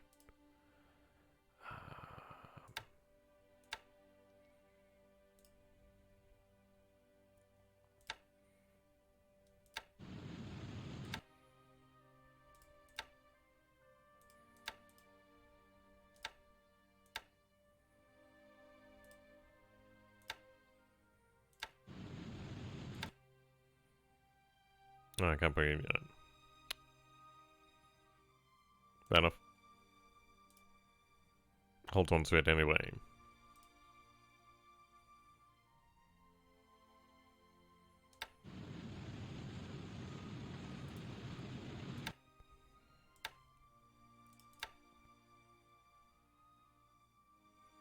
The hell's the actual dock capacity?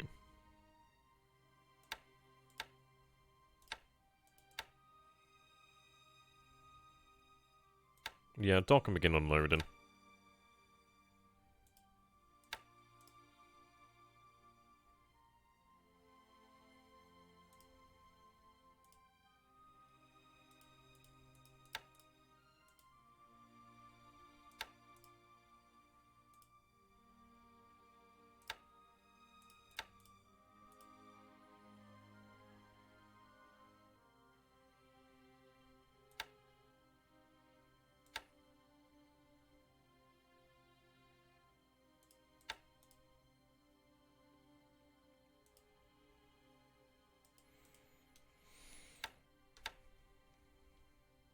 Right, so that's the only bit of, well, shallow ocean there in that area.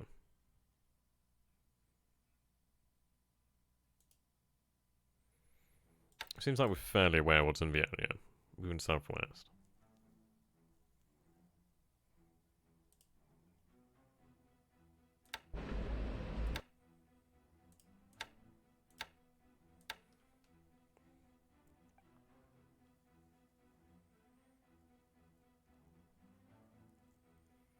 I'll have you sent down to Auckland, actually.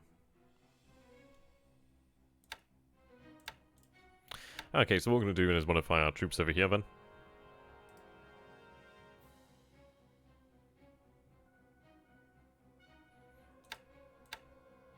So the 61st is going to attack as well, but the 8th is going to be resting. So it's one of these where it is a bloodbath, but it is ultimately a victory that we have to fight. We can't back down. After all, I've got additional reinforcements on the way anyway, so it doesn't particularly matter. And the thing is, it's like, as far as it goes, it's like a lot of these forces over here are just going to be garrisons. The actual infantry regiments have been moved back towards the core of the Empire, but obviously we'll be able to make use of them elsewhere. But they'll probably head over to Truck, and then they'll just spend some time resting in Truck for a good old while, really. Which is fine enough. Large ports.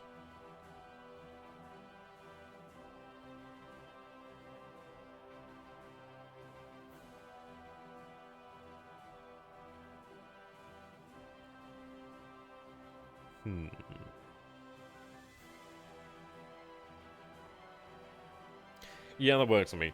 I mean, the island itself can be held by the Naval Guard. I mean, essentially that is what the Naval Guard ended up doing anyway. But I think the actual IGA, I'm going to have them really, like... I need to have them turn into their full divisions there. Like, 2nd Division, you can see obviously got Tokyo, Naga, Nemaya, Tulagi, Bataan, Just all over the goddamn show. Gagain as well. Now, speaking of Gagain, I think what we'll potentially do here then... see, I don't have any information over the base there.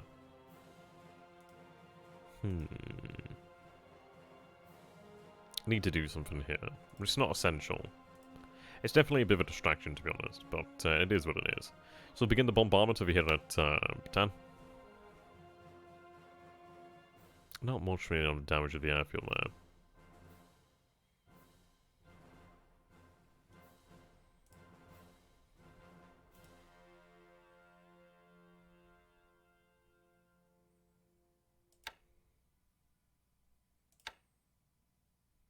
Wow, they're all the way down at Bavaldwar.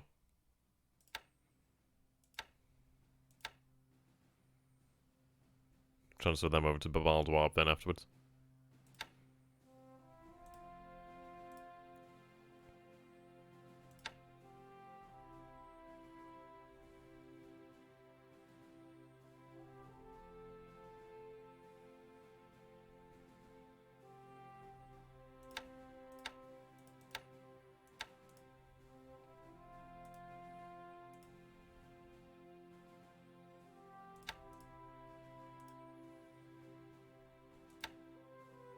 These guys are really good planning.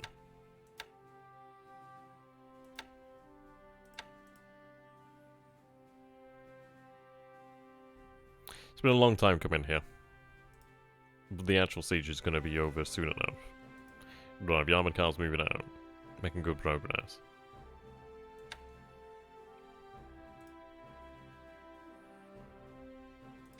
So they're being moved over here. I'm hoping that they'll actually be able to cut this off here. Now, we are aware that this is a decently large force, so... we'll attempt a deliberate attack. See how that goes, really, for the most part.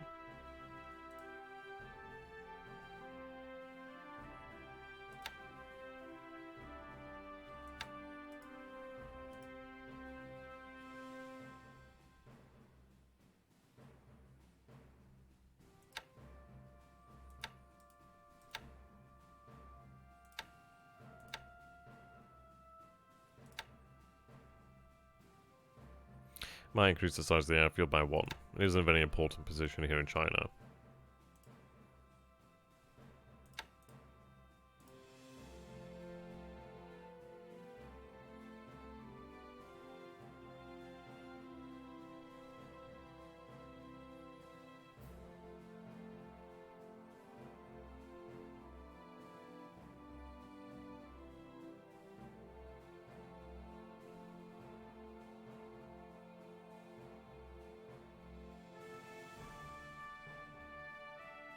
Okay, what I'm going to do is move this squadron out. Move them down to Shanghai.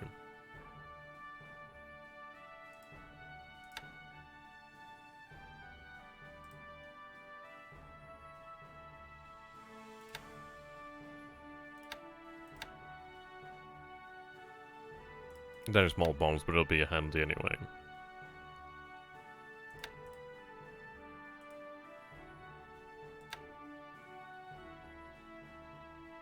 So none of this stack, but we're actually under the amount of groups, so that's okay.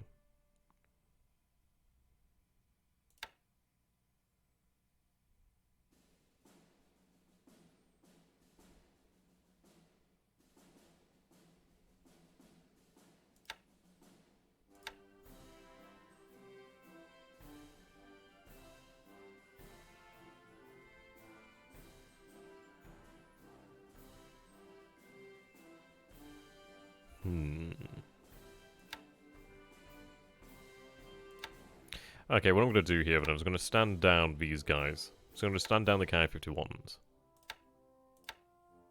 The reason being, let's try and up the amount of escort. Right. Let's give them 20% rest.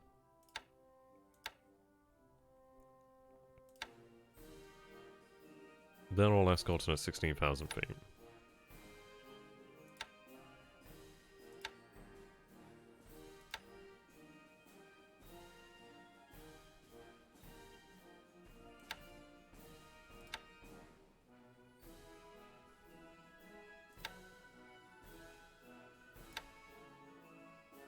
Okay, the 1Cs are going to be over Changsha.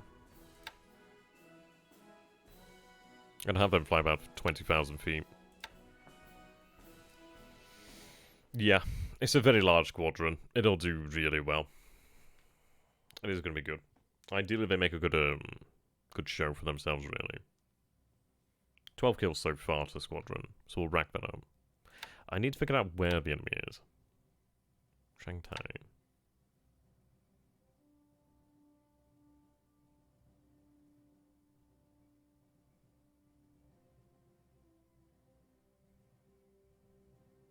I forgot what Changtai is again. I'm not even gonna lie. Where the hell's Changtai? Ah, that's Changtai. Looks like I didn't get that reconnaissance the last turn.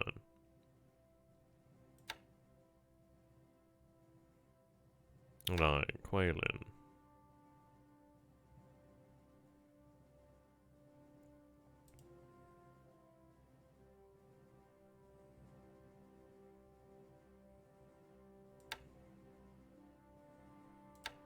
Xiangtan, which is over here.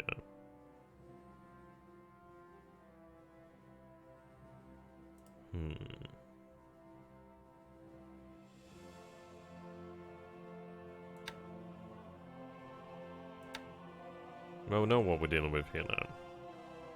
So 70,000 men. I need to figure out where the enemy aircraft are. Henyang.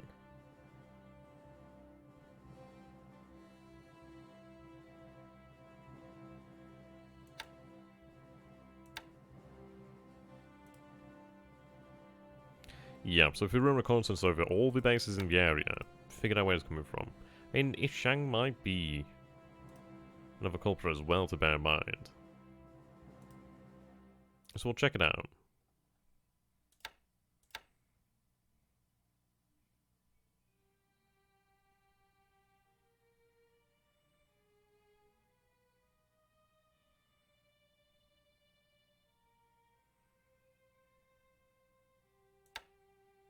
Okay, you can run reconnaissance over Chang there.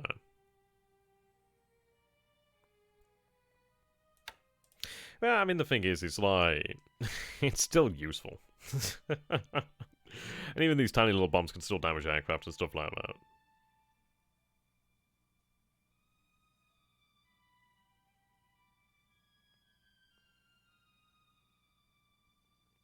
And I think they're like close support planes, really. A 15-kilogram bomb still can do some damage. Right, so the effort here is going to be figuring out where he is. How you doing there, Infinite? Good to have you, my friend. Yeah, so we know that the H-81s have something of a range of 4 to 5, well, hexes. Now, we are covering Changtai as well, so we're covering basically all these bases here with reconnaissance next turn. We'll figure out where the enemy actually is coming from with his fighters. Once we know where the H-81s are, then we can go and hit them, which is what we obviously need there. Reinforcements coming there.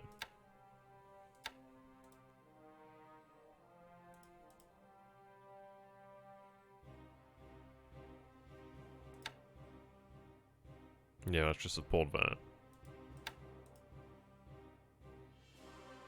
Operations reports in terms of, well, we'll go through that. I don't think I saw anything about H-81s.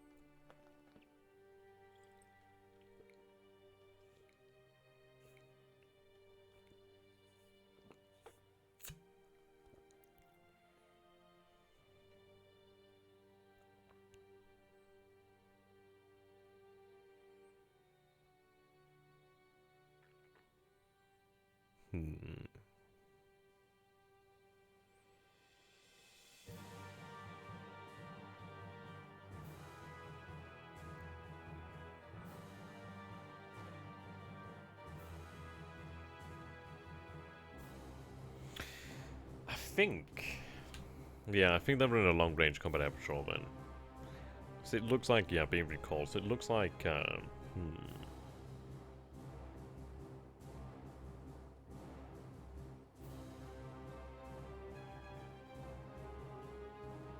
So I think we can definitely say that it is a long-range combat air patrol, but the question is going to be coming, like, well, where is it going to be coming from, sorry? I think once we figure that out, then that's good.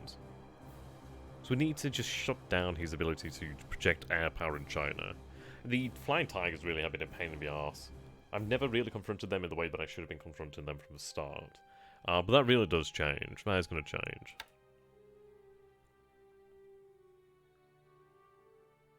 Yeah, AVG.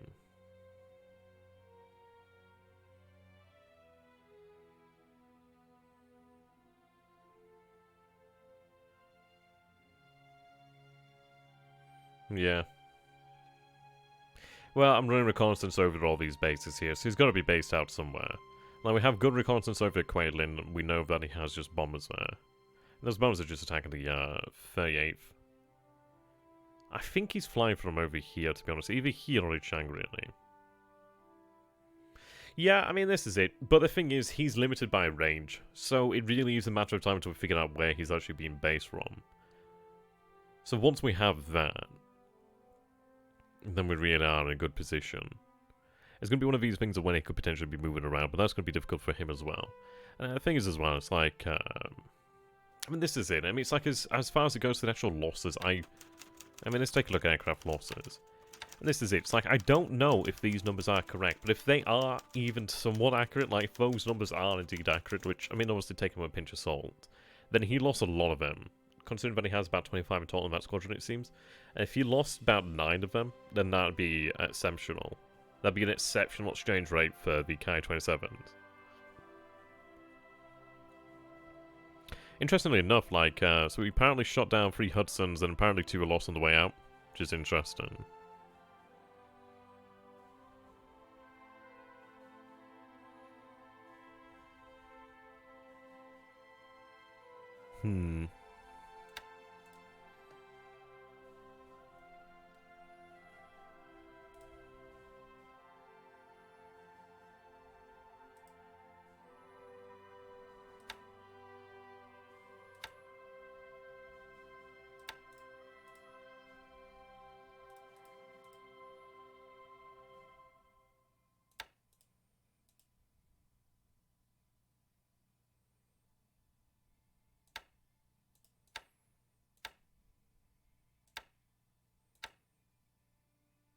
Which IGA bomber will produce next? You know what? I need to still find my document.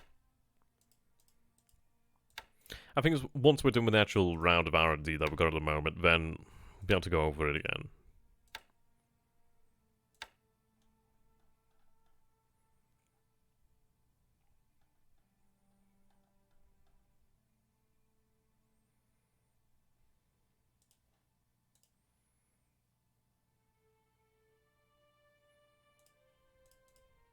Oops. I think the Francis is a bomber. Can't remember now. Yeah.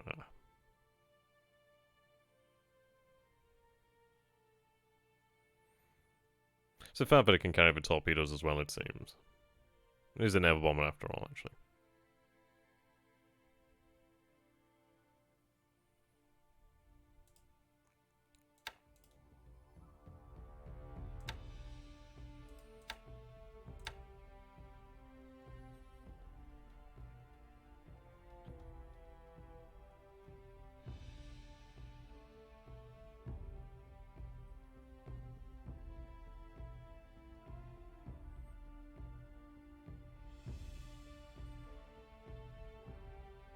There we go.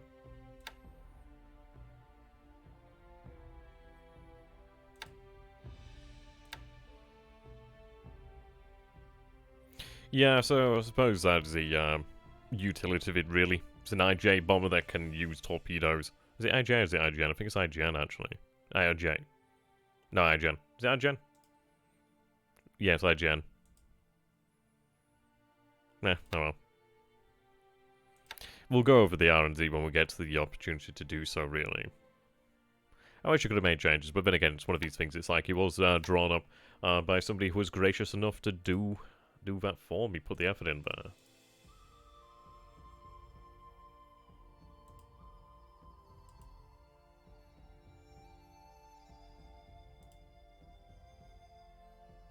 All a learning process, really. And it does help us learn, so we'll see how we get on. Okay. So we've got a lot of these units over here at Tunnel that I need to move out.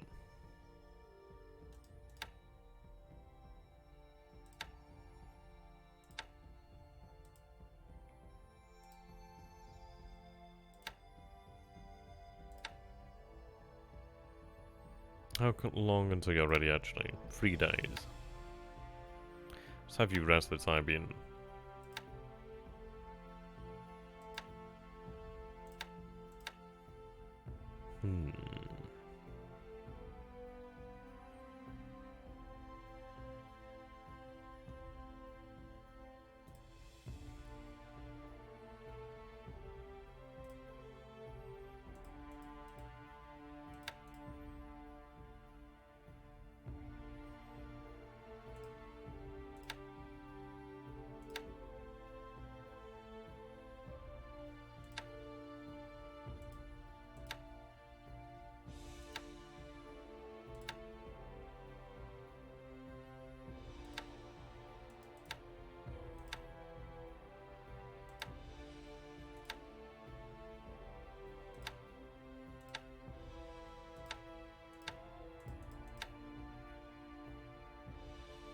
I'm going to have these guys move over to truck. I'm going to have them transferred into G3M2, so I can actually go ahead and I'd rather combine the actual squadron than have this weirdness with 2 squadrons. It makes things really weird. Get that all combined, then in Luganville.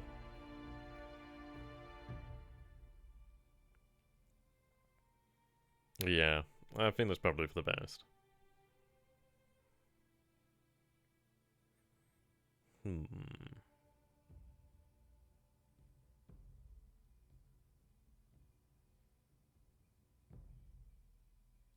I don't think we have too terribly much left to do. I think we will put the G4M1 on hold, actually, in terms of production.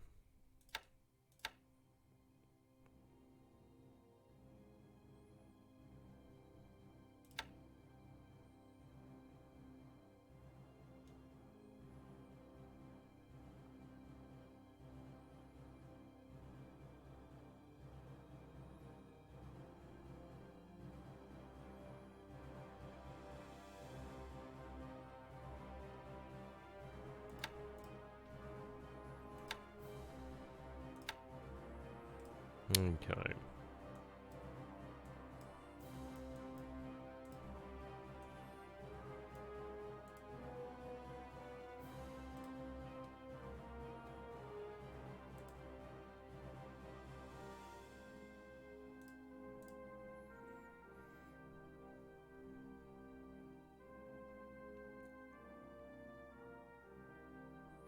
The sweeps went exactly where we didn't want them to go. We had 2 sweeps that went over, I think it was the Chang or Nanyang. It was one of these, but they didn't go where we want them to go. Right, where's Ominato again?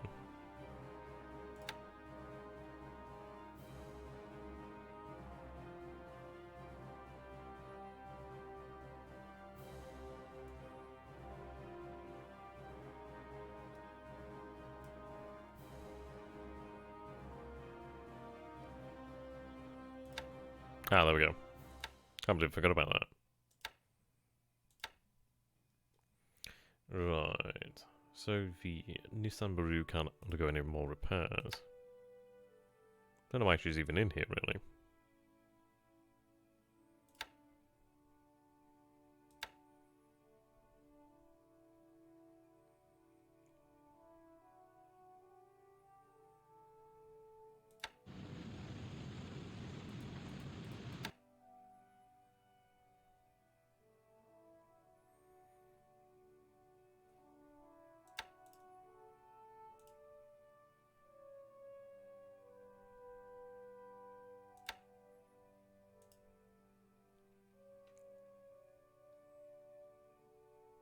So Nansen Baru.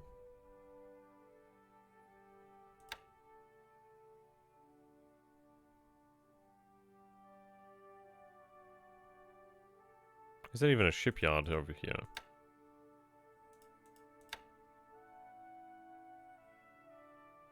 There's a repair shipyard, but it's only 10,000 tons.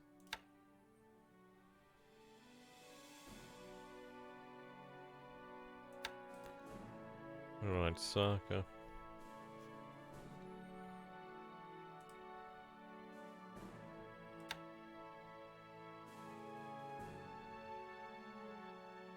Yeah, probably.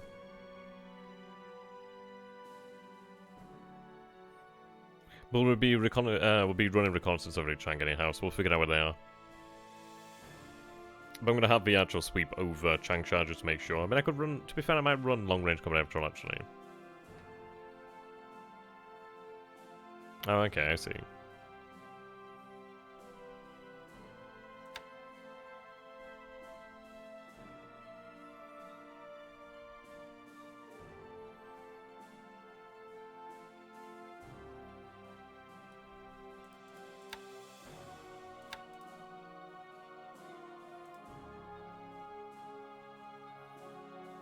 It's a Giri.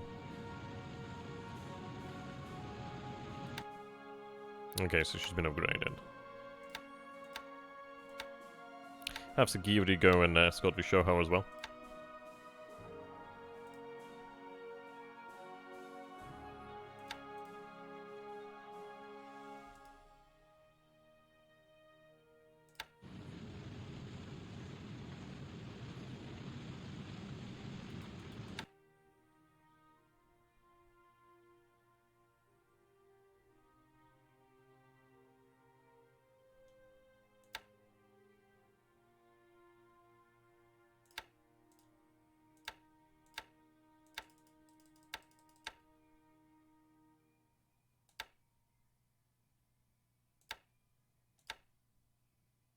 Okay, looks like they've just finished their upgrades.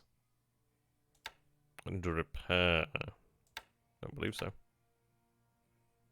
Under repair now.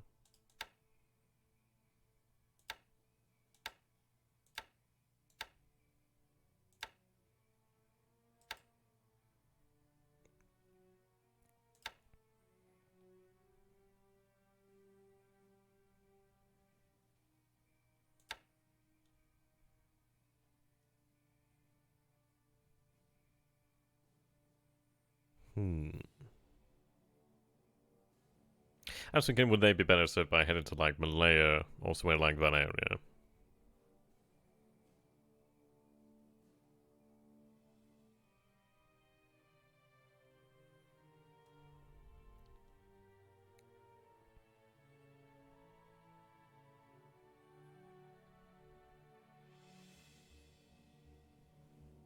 Potentially so, but we're going to carry on as we are at Changsha. I'm gonna run. I think I'm gonna run a long range combat patrol over the. I could even have them. Well, probably long range combat patrol will be fine. Well, then again, we'll run them as a sweep, and then obviously if he's there, we'll find him. We're running reduced numbers of actual aircraft as well. I think I'll have these guys head for Kwantan actually. They can link up with the actual surface force over here.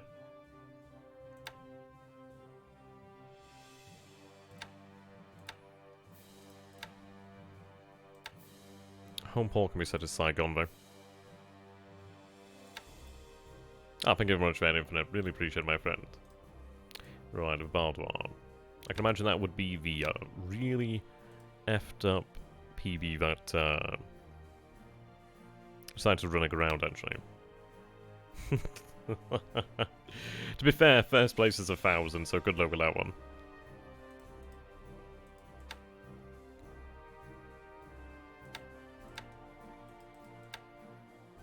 Alright, you're gonna head home. Very, very slowly, but you'll head home.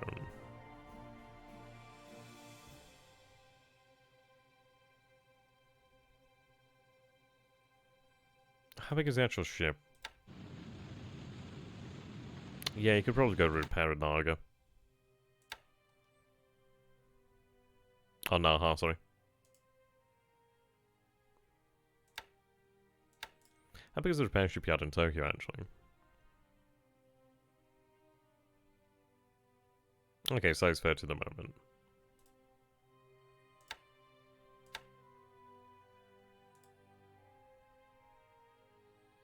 There goes the repairs over this way. It's getting there. Very, very slowly, but it is getting there. I could start building fortifications, but I've got to repair this anyway. There's a lot to be repaired. I feel bad for these 4 engineer squads. They've got a hell of a lot of work to do. Hell of a lot of work.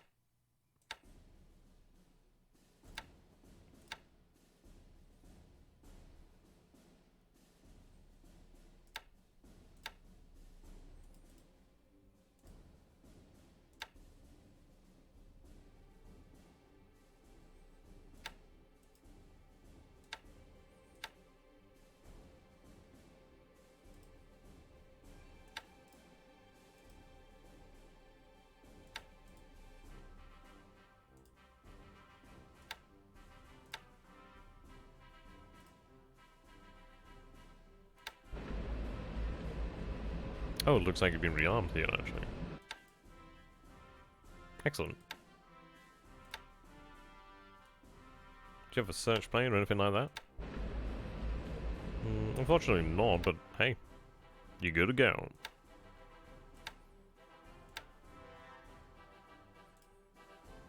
That's another something I can have sent out that way. It's quite nice.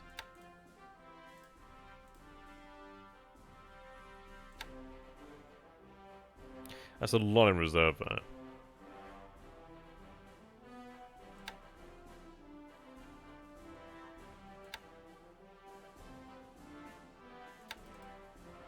Yeah, definitely.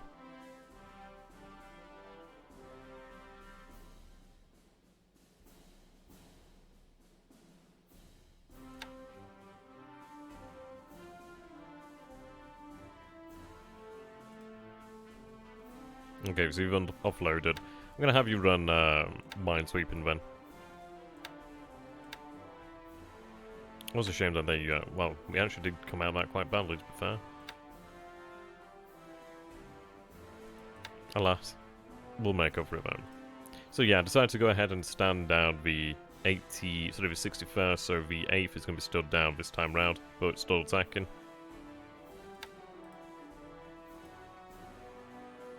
It's so close, it is so very close to being over.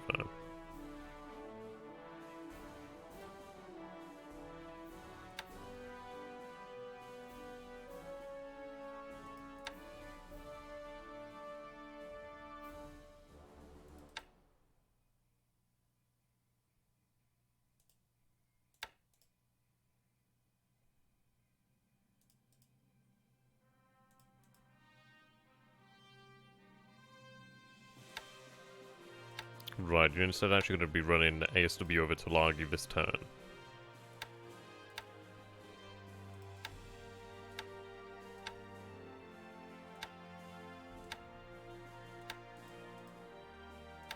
You're at this stage where you are killing his squads instead of disabling them, just a matter of time. Yeah, really is just a matter of time. We'll give the vehicles some time to rest as well. I reckon the tanks will be a lot more powerful than on the day afterwards.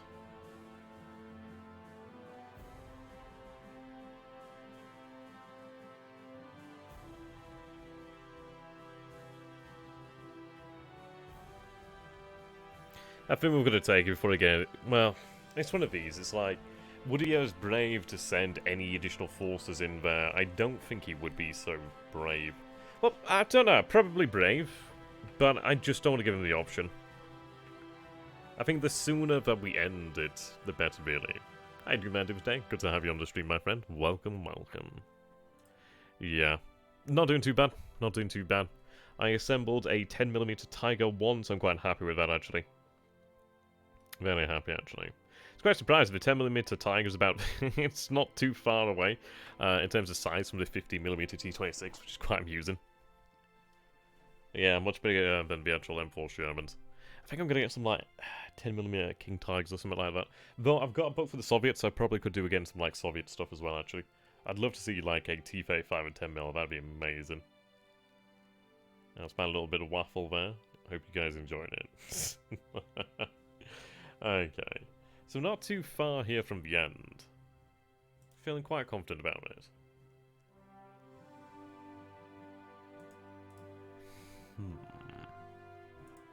So I'm going to be upping the actual amount of ASW, sorry, naval search.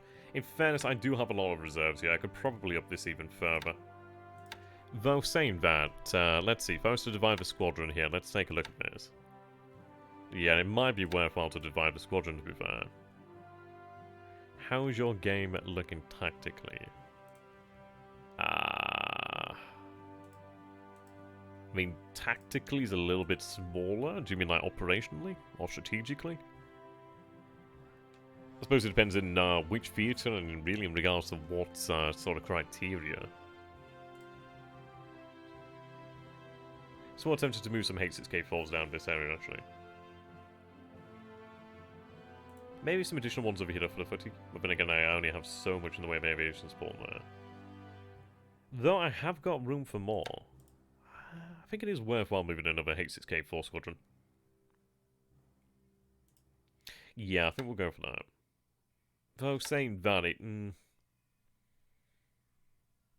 I'd say it's worthwhile. I mean, having this is a lot of them over here. When we get something like the Battle of the Coral Sea, or when will we get something like the Battle of the Coral Sea, or are both you and THG afraid that the battle will turn into something like Midway? Well, as far as it goes, it's like, we'll go over that in just a second here, actually. I'll just set this up and then we'll go over that. So this up for 70-30. Okay, now divide the unit.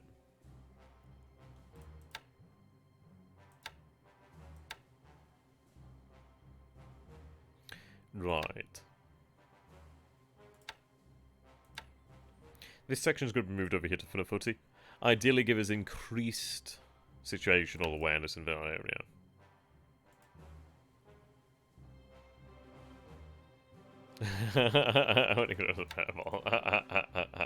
Sassy, sassy. Okay. Yeah, as far as it goes, like, let's see, I'll bring up a virtual drawing tool. Make it a little bit easier. Like, there's a number of areas for Japan where Japan really wants to seek battle. And, like, the best, absolute best place for me to seek a decisive battle would obviously be just off of Japan. That's where we'd have all the advantages and none of the weaknesses, really. But as far as it goes, I'm going to be looking towards seeking battle, maybe. Something like that kind of area, really. The reason being, I'm close by to a lot of my naval bases, I'm close by to a lot of airfields, but that's really where I'd be looking towards, potentially. I mean, this, if we were to go for any sort of engagement, that's when I probably would take it, actually. But that would be, it'd be one of these things where we'd really have to be in a good position. But I'm not gonna fight him on the other side of the marshals, really. I'd love for him to move into that area, and then I'd look towards engaging him. It's just one of these. It's like, ideally if he moved... I mean, to be honest, if he moved into the centre of that area, it'd be amazing, because I could obviously look towards then having a lot of different bombers, a lot of aircraft really supporting the carriers as well. It is going to be interesting. I imagine he's going to bring the carriers down to probably about this area, maybe.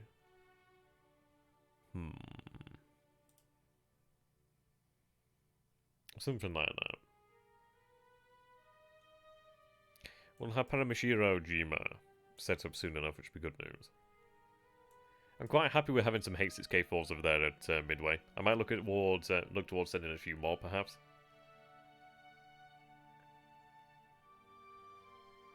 We'll see. We're going to be running quite a few H6K4s from over here from the footy now, which is going to be very good news.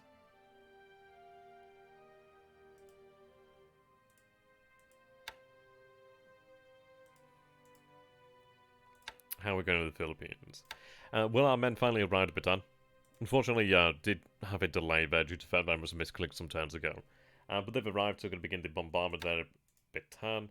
Kagai's a bit of a non-start at the moment. I might just go with bombardment, perhaps, actually. Still got 280 Navy.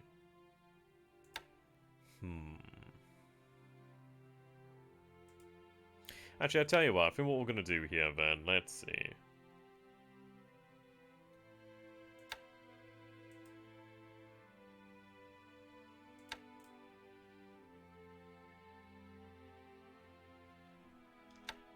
Right, that's clear over there. Okay. I think what we're going to do then is we're going to go and move our units over there to take that base, and then I can have them rest. And then they can go back to the base there. Oh, can we not pull out of here? Ah, I've got to march back to my own bases, haven't I? I could probably go with a bombardment. I think what we'll do then is we'll go with bombardment with the largest units. So with the 16th. We'll go with a bombardment. We'll see what his actual strength's like, and then we'll see with that. Like, the 16th has... Yeah, they've got some 70mm howitzers over there. Yeah, you're right, man. Which is why we can't escape that. So yeah, we'll start with bombardment, see how that goes, really.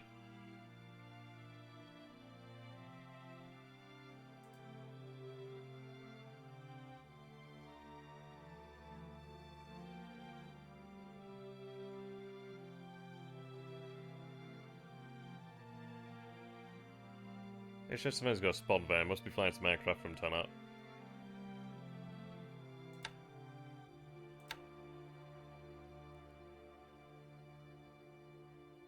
Yeah, so we did find that unfortunately the force does have to move into Singapore there. For the actual heavy cruisers to move into Johor Bahru, they have to move through Singapore, unfortunately, so we're not doing that. So the heavy cruiser force is going to move there with 1 hex reaction. So I'm going to see how he responds to that. I'm going to try and draw him out here.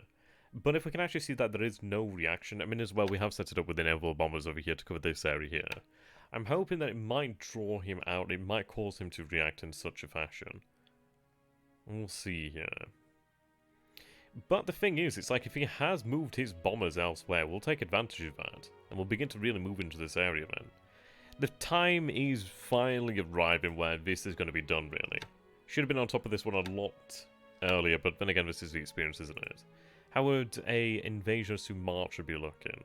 Well, to be fair, as far as it goes for Sumatra, I need to take Singapore, but I think it depends, really. We'll have a lot of force, obviously, directed towards Singapore. But as far as it goes for, like, landing at Palembang, potentially by the time... I could probably free some forces up for something of that nature. It's a little bit harder to say a timetable over here, but I'm freeing up a regiment to go and take Singkawang. So we'll look towards landed forces over here. I don't know what sort of resistance we'll be looking at in terms of, like, Palembang. But to move on towards, like, Sumatra around taking Singapore, I do need to have bases over here. So we'll have to take these bases before we do move over here. It might be that we potentially end up landing forces from over this area, maybe over this way, Osthaven, and move them over there. Or we might take Java first. It's one of these things, really. If I can stop him from moving assets out of the area, then that's not too bad. He can't deliberately destroy the oil or refineries. He can have it move out elsewhere. But we'll see. I'm trying to get the submarines to move through the gap over here. Once we have them on the other side, I can really patrol this area and shut this down. Shut it down over here shortly, which would be good news. And we're moving the Minikat Batai over this way towards the Banda Sea. So another day will start... Well, we're going to start loading up over here now, actually. Yeah, they're loading up the A detachment there. They're only carrying about 926 tons of supply, so we're going to need a lot more supply in this area. But we'll have the Minikat Batai over there.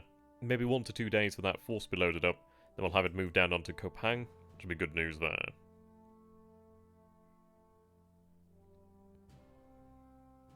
Yeah.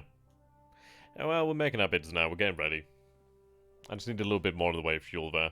I'm not too brave at the moment due to the fact that we did see a carrier force, we did see a cruiser force as well. So I'd like to figure out where they are for the time being.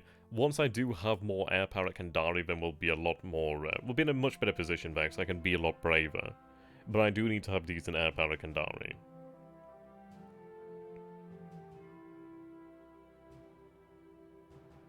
Yeah.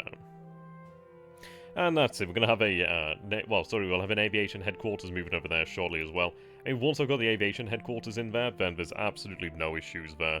Because we'll have a lot of aviation support, and we've got a good airfield, we've got a very good-sized airfield here, which is excellent. Yeah, this is it. It's only really that strait between, like, Osthaven at the moment and, Batavia. Once we have that locked down, I mean, submarines are going to be a temporary measure to try and just shut the area down, really try and cause them some issues there.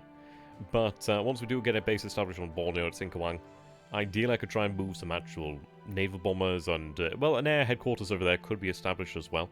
once I got that over there, then I would actually be able to start really completely and utterly shutting it down. The thing is, it's like, I'd love to try and shut down this area while his naval assets or his warships are in this area as well. I mean, the thing is, it's like, we previously saw them about this area, somewhere about this area here. I don't think they're anywhere here, so I think I would have picked up on them by now. So I think they're either in the Java Sea, which the actual naval bombers may pick up on as well, actually. And obviously the range is only to about here, but if they move through this area here, we might pick up on them.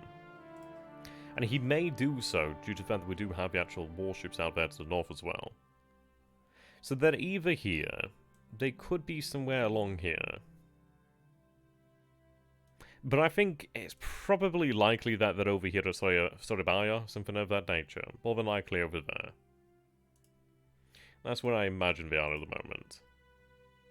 Well, the thing is, if they're in Java, it's not too bad, because the thing is, it's like, I don't have to move on to Java immediately.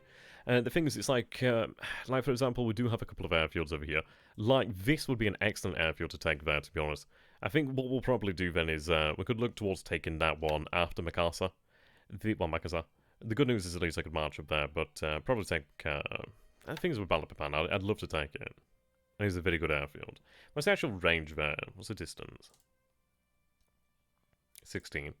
Okay, but if I took this port, sort of this airbase over here, I would have the range. I'd just be within range. That's a size 1. Not as good, but it is closer. Ketapang. No airbase, unfortunately. And there's a port over here, but no airbase. No airbase there either. Yeah. So that's the best I'm going to get there. But that's not bad.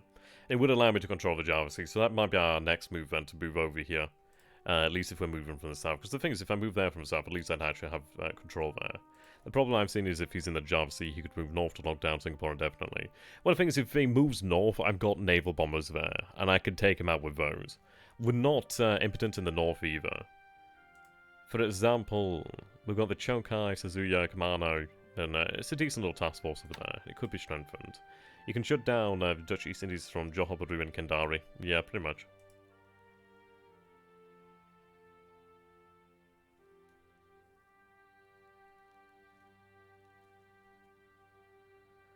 Yeah, I mean from Johor Bahru, definitely there.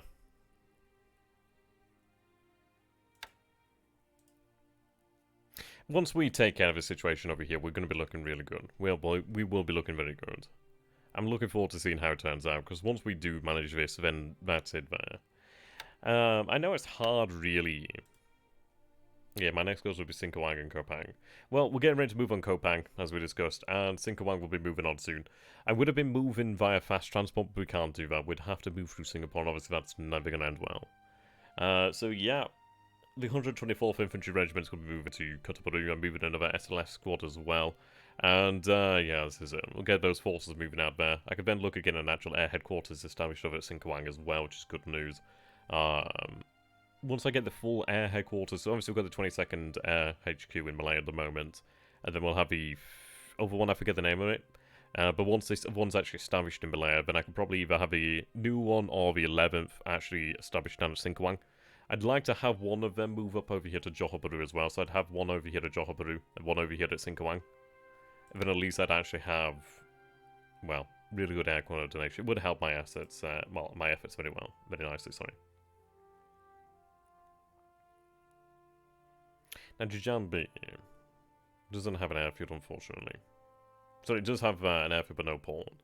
So if I could get some reconnaissance there, I might be able to land via airborne forces. Singkap would be a nice base there as well, just to give us something in the area, but it's not essential.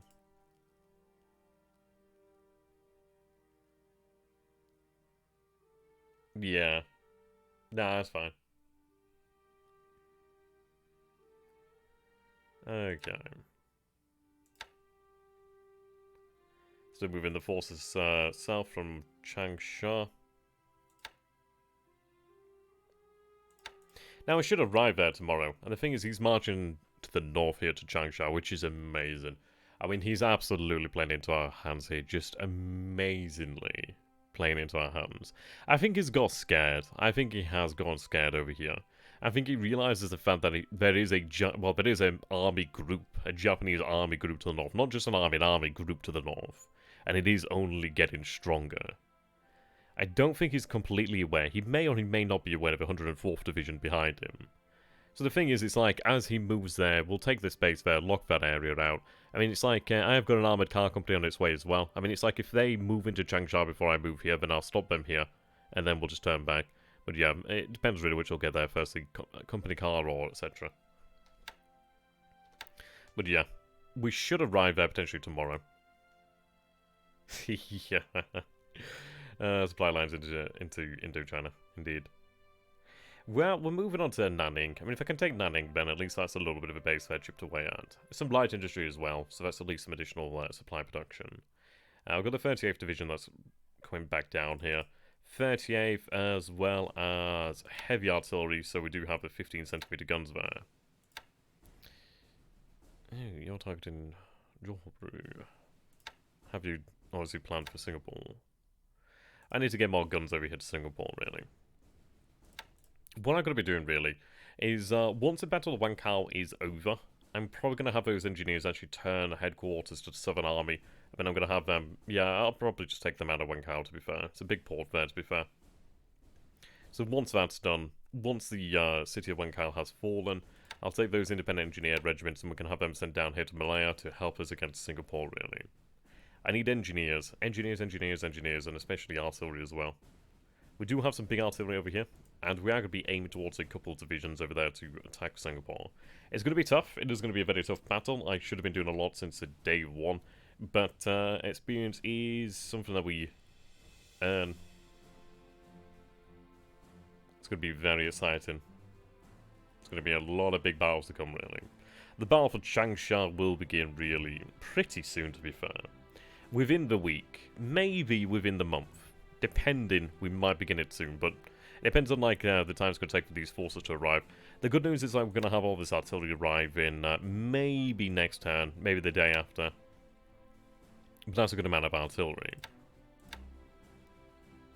So that's May in there. But let's see, we got some 12, 15, 75s, 81s. Obviously the A-Malls are probably not fire. 75s, 75s. Yeah, these big boys, the 30cm howitzers, I'm looking forward to these guys. Very much looking forward to getting those guys in there. Just colossal in scale. Let's take a look. Artillery.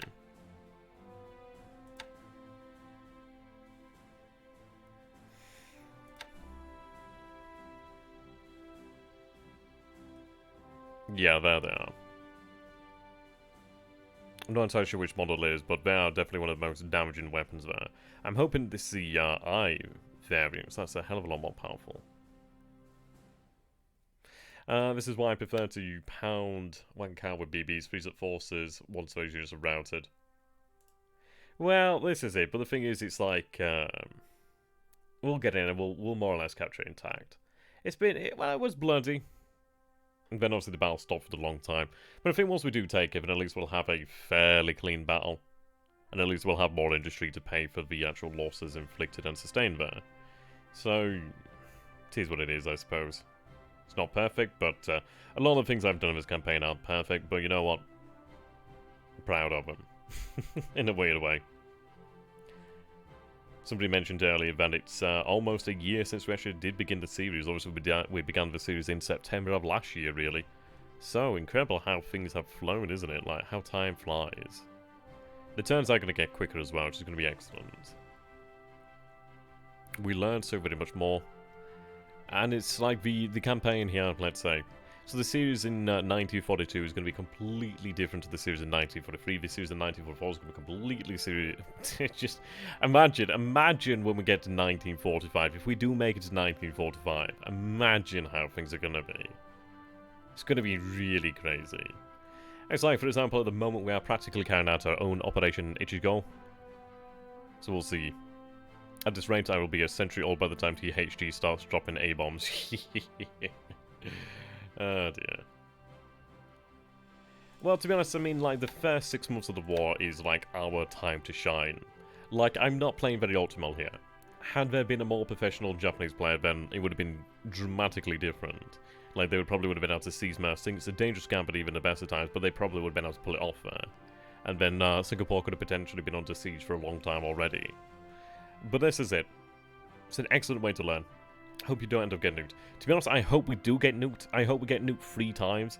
I think it's like after he uses the 2 A-bombs, if he uses any more A-bombs, I think it drops the victory level down. I think it does cause an automatic end to the game. I can't remember exactly what it is, but I think the A-bombs, if he uses more than 2, it does actually decrease his victory levels there, which is quite nice. Drops an F-bomb or 2. Yeah, oh, sorry, a 3 indeed. We're still over here, which is good news. I mean, we are catching up on the victory points, which is very good. Let's take a look over here then. So obviously at Nilmaya, it's worth 300 points there to the allies. So obviously we'll capture that. It's only worth 30 to us at the moment. Whereas once we capture that, it's going to be a few points there gained and a few taken away. A few hundred taken away from him potentially. Now Changsha is not worth very much to anybody at the moment, which is actually quite amusing. Wenkao is actually worth quite a bit to us, which is quite nice.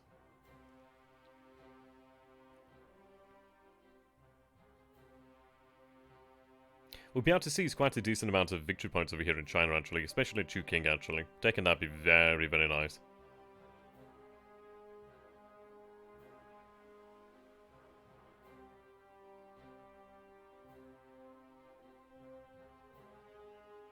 Eventually we'll begin a march to take the oil in China. Shame I lost that base there. Really was quite strategic, but it is what it is. Obviously it would have allowed us to cross over here. So he wasn't daft when he made his move against that.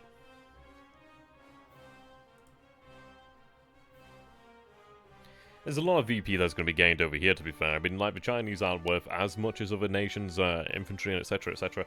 But there's a lot of them, and it's going to be a lot of fun. I mean, 270,000 men, how many squads is that? Ichang is a tar, baby. Yeah. It's in a really interesting position, isn't it? Because obviously there's rivers all around it, the mountains over here.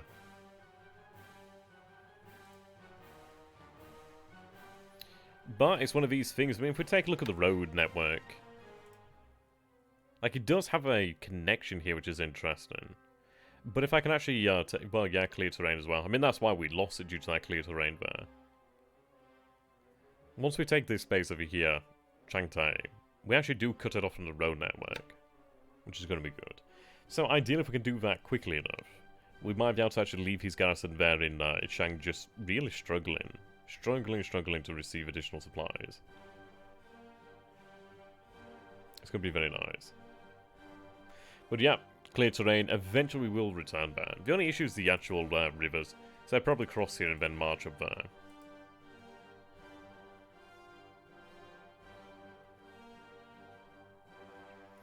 This unit's moving in to wipe out that war area headquarters at long last.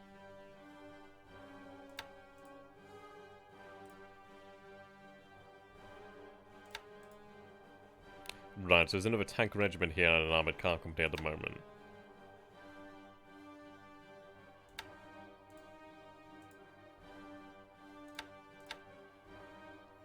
Yeah, these divisions moving in. And that's 1, 2, 3, 4, 5, 6. So, we've got 3 divisions moving out, another 6 are coming in to join them. There's another, yeah, so 7 divisions coming in there. So we'll have, let's see. 1, 2, 3, 4, 5, 6. Sorry, let's see. Some of operations. 1, 2, 3, 4, 5. Yes, we'll have over 10 divisions there, easily. Couple of brigades as well, which are quite nice. So, we'll have a very strong force. Very strong force. The amount of artillery is going to be exceptional as well. But all the actual armor in China is really going to be pushing along here. And the beauty is, it's like, once we actually do cross over there to Hengyang, it is really going to be a massacre. It'd be very interesting, actually, if he does try... The thing is, I've just got to get across there. If I can get across to Hengyang, it's basically over for him in that area. There's a lot of clear terrain there, and there's a lot of damage the armor can do. A lot of damage. The thing being, well, he doesn't really have much in the way to answer against armor. You look at some of these units over here, 87 guns, 36 guns. All his guns are over here at the moment. He's got a good few of them over here, so that force will probably transfer to Henyang with the slightest whiff. So he's got about 500 guns in this area. I might go and engage that unit better, to be fair.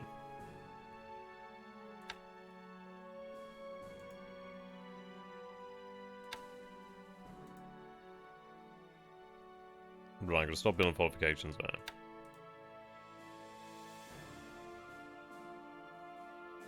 Yeah, that's true.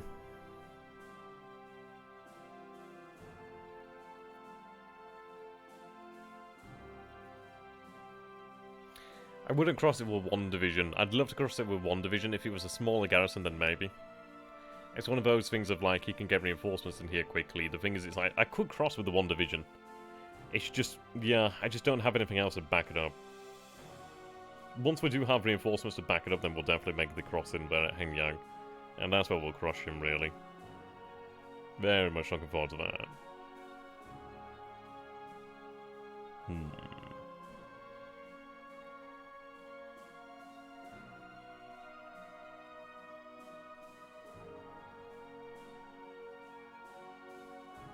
Yep, I mean, all the armor in China's going to be moving up that way. So that's going to be a lot of tanks. It's going to be a couple hundred tanks, actually, sorry. Let's see. Ah, good, they've arrived. So I can begin to move out the 21st Division already now. Got a lot of these ADANs over here, actually.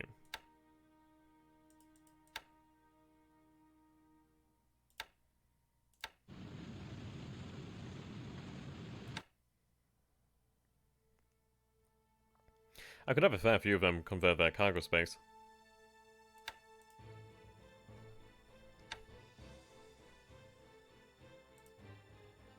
You're moving in for repairs?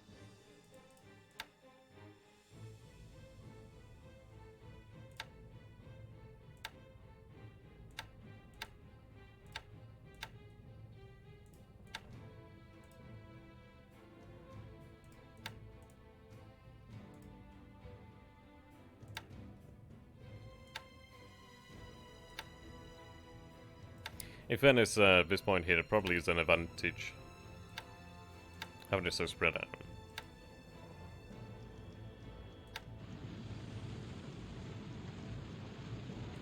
Momos can be an escort, I guess.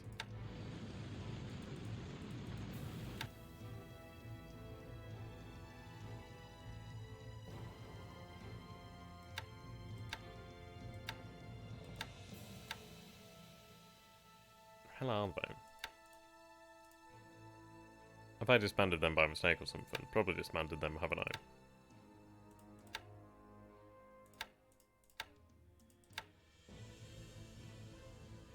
Yeah, I did, okay.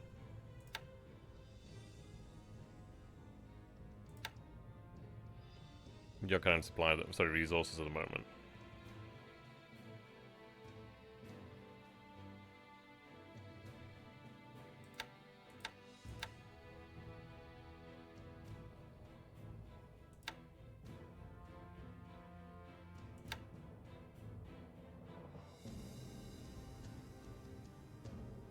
Let's figure out what we need to actually carry the division first. 11.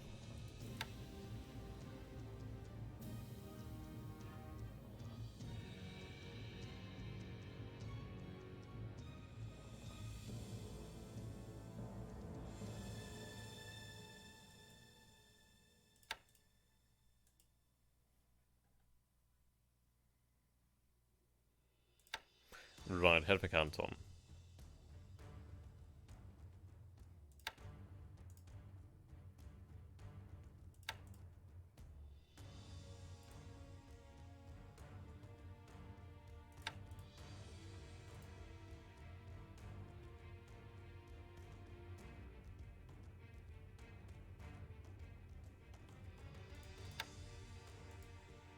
Right, so with all that, we'll have enough capacity to move the 38th. We do have enough capacity to begin to move the 21st Division now, so we're going to do that.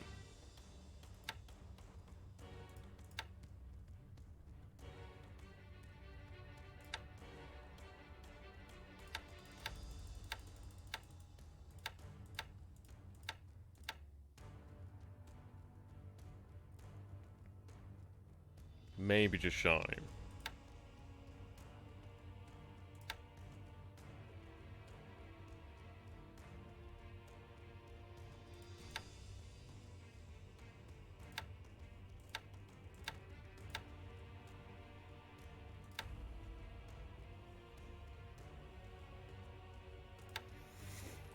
Well, to be fair, what I can do here then is actually convert the cargo holds on here.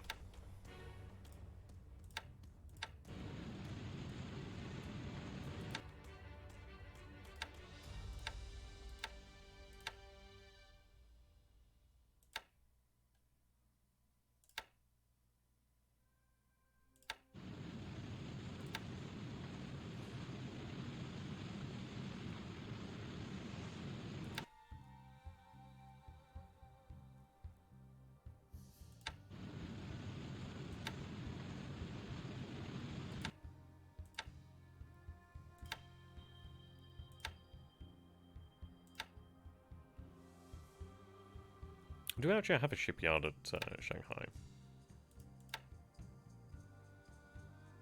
Yeah, and a big one as well, actually.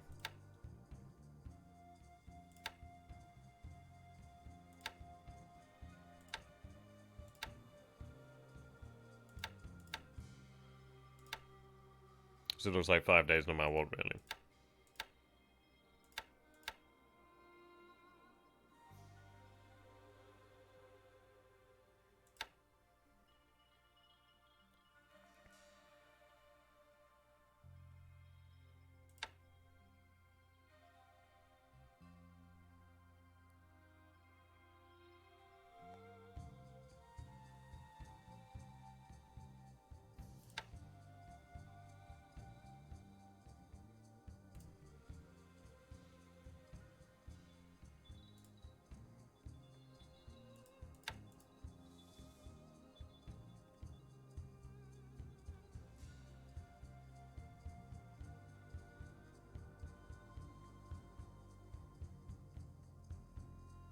I'm gonna have to reorganize this at some point.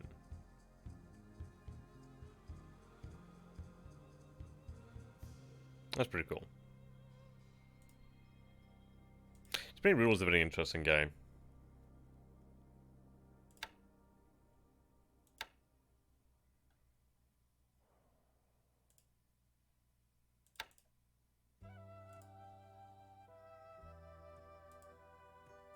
I've got additional ships over here, actually. I mean, once they actually do finish that, they can return. So, we'll begin to load up the division. And then whichever finishes first, really. Whichever gets back first will be fine. Even if I can't take the entire division, that's still fine. Massive pot over here at Shanghai.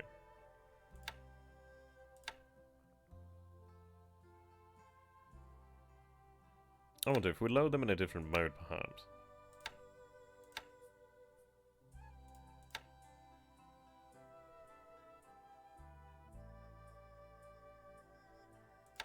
Nah, not worthwhile. So there's going to be a small contingent that's left behind anyway.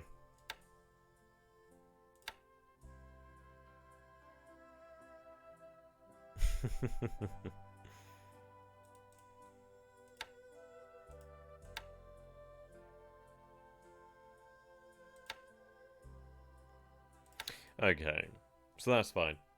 We'll have the additional ships pick up the rest of the 21st Division when able. The 38th is going to take longest to get down there.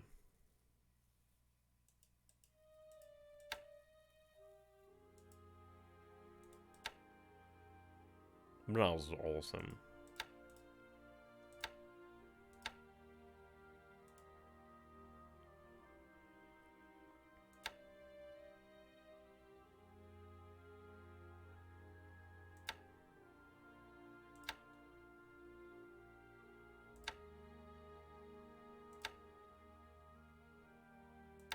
Yeah, I mean, we want to have like 100% planning, so at least then we gain a bigger bonus as we possibly can, really.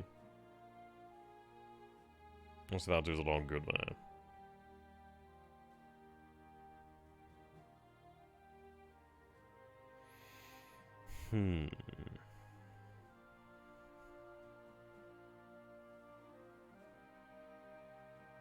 I'd say that's probably around the best we can do there. I think overall the turn was a fairly quiet one, but overall quite a good one. We are moving now. We've got the Kiddipatai in a good position. We've increased the strength of the Kiddipatai.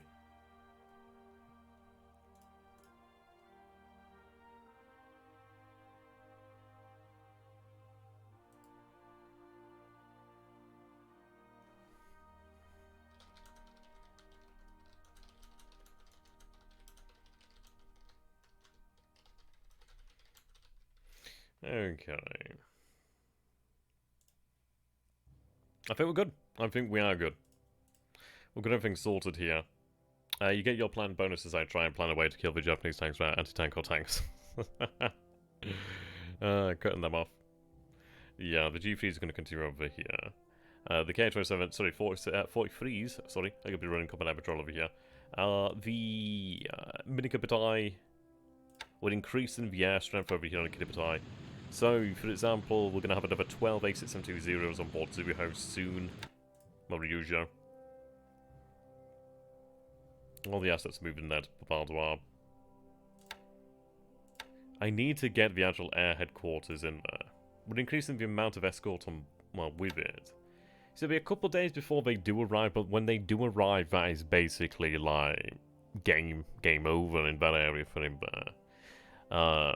He's not going to be too brave, probably, to move too much in the way of assets in that area in the meantime. We'll see.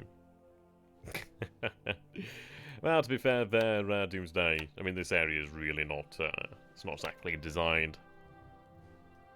You can really understand why the Chinese built a Great Wall. Most because this area is shite at being defended. You should watch Matt Damon's The Great Wall.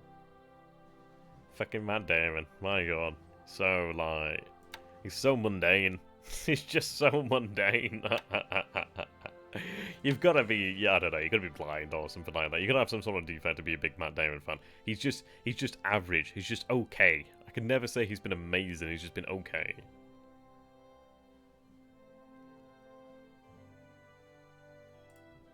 Right, Mizuho moving out there towards Japan. Looking forward to when she arrives. Fubuki there going towards her inevitable upgrade in Kagoshima. Folks saying that, is it closer to go to Yokohama? 23 miles will go to, might as well bloody go to Yokohama.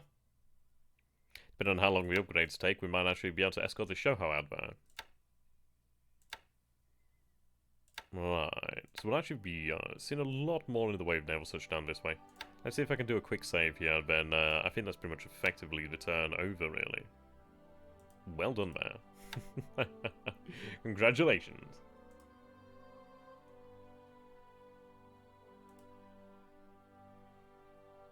Right, 199.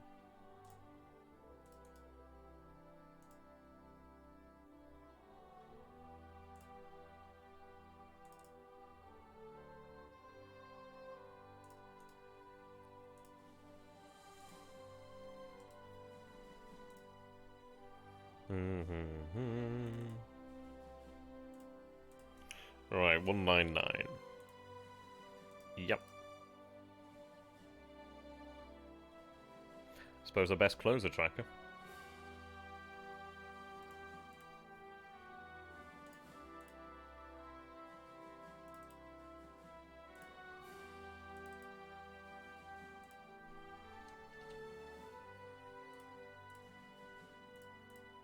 Alright, 199.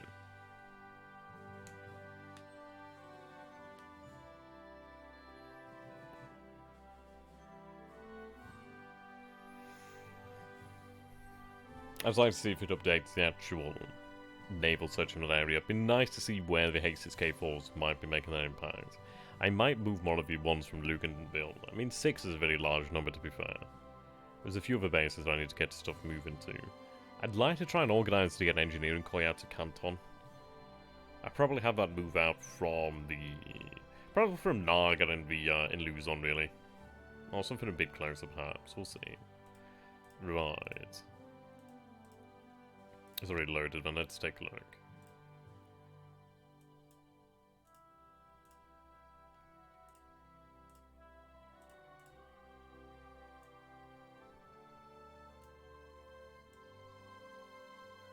Yeah, so that's also the Kidabatae there.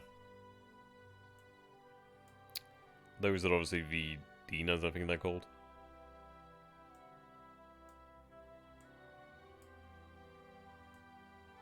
You can see that we really are increasing the amount of awareness in this area here. And obviously this is the Kidabatae there.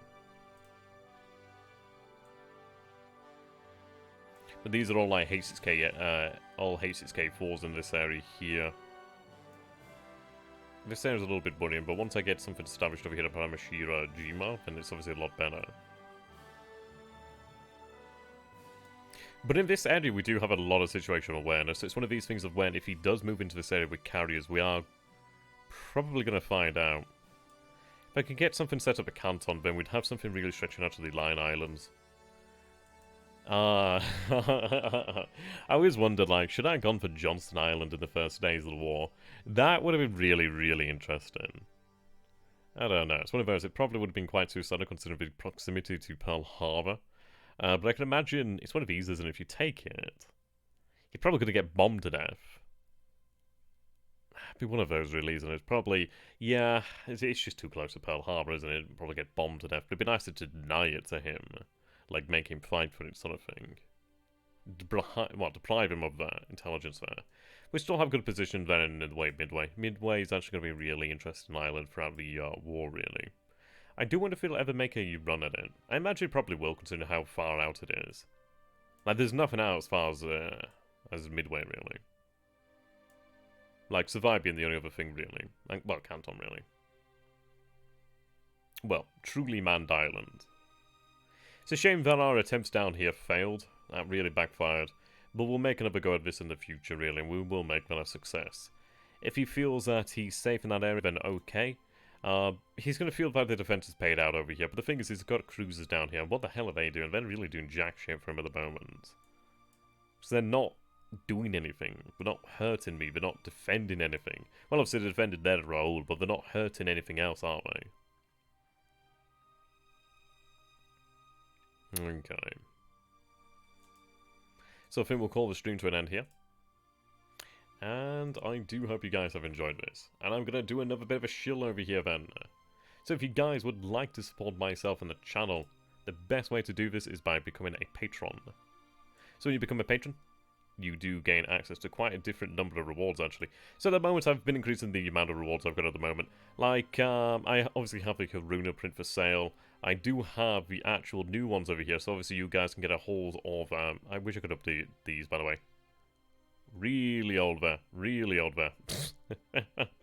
But indeed, you can get yourself a 10mm tank. I do have different nationalities I can put up there. I did manage to negotiate a very good deal with a supplier. So, yeah, German Soviets are available. Just let me know what you'd like to see. Brits are available if you'd like that. Just obviously message me through Patreon. We'll see what we can get arranged for you. So, thank you very much. I'll put a link to the actual Patreon there. And thank you very much there, guys. I think what we'll do then is we'll name the turn and we'll bring it to an end here. So I'll just save it just before the end. There we go.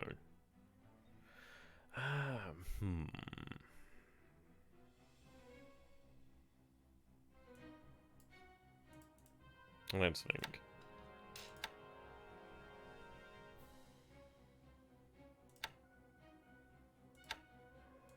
Let's go with lightning meets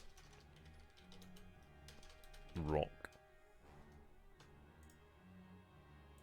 There we go.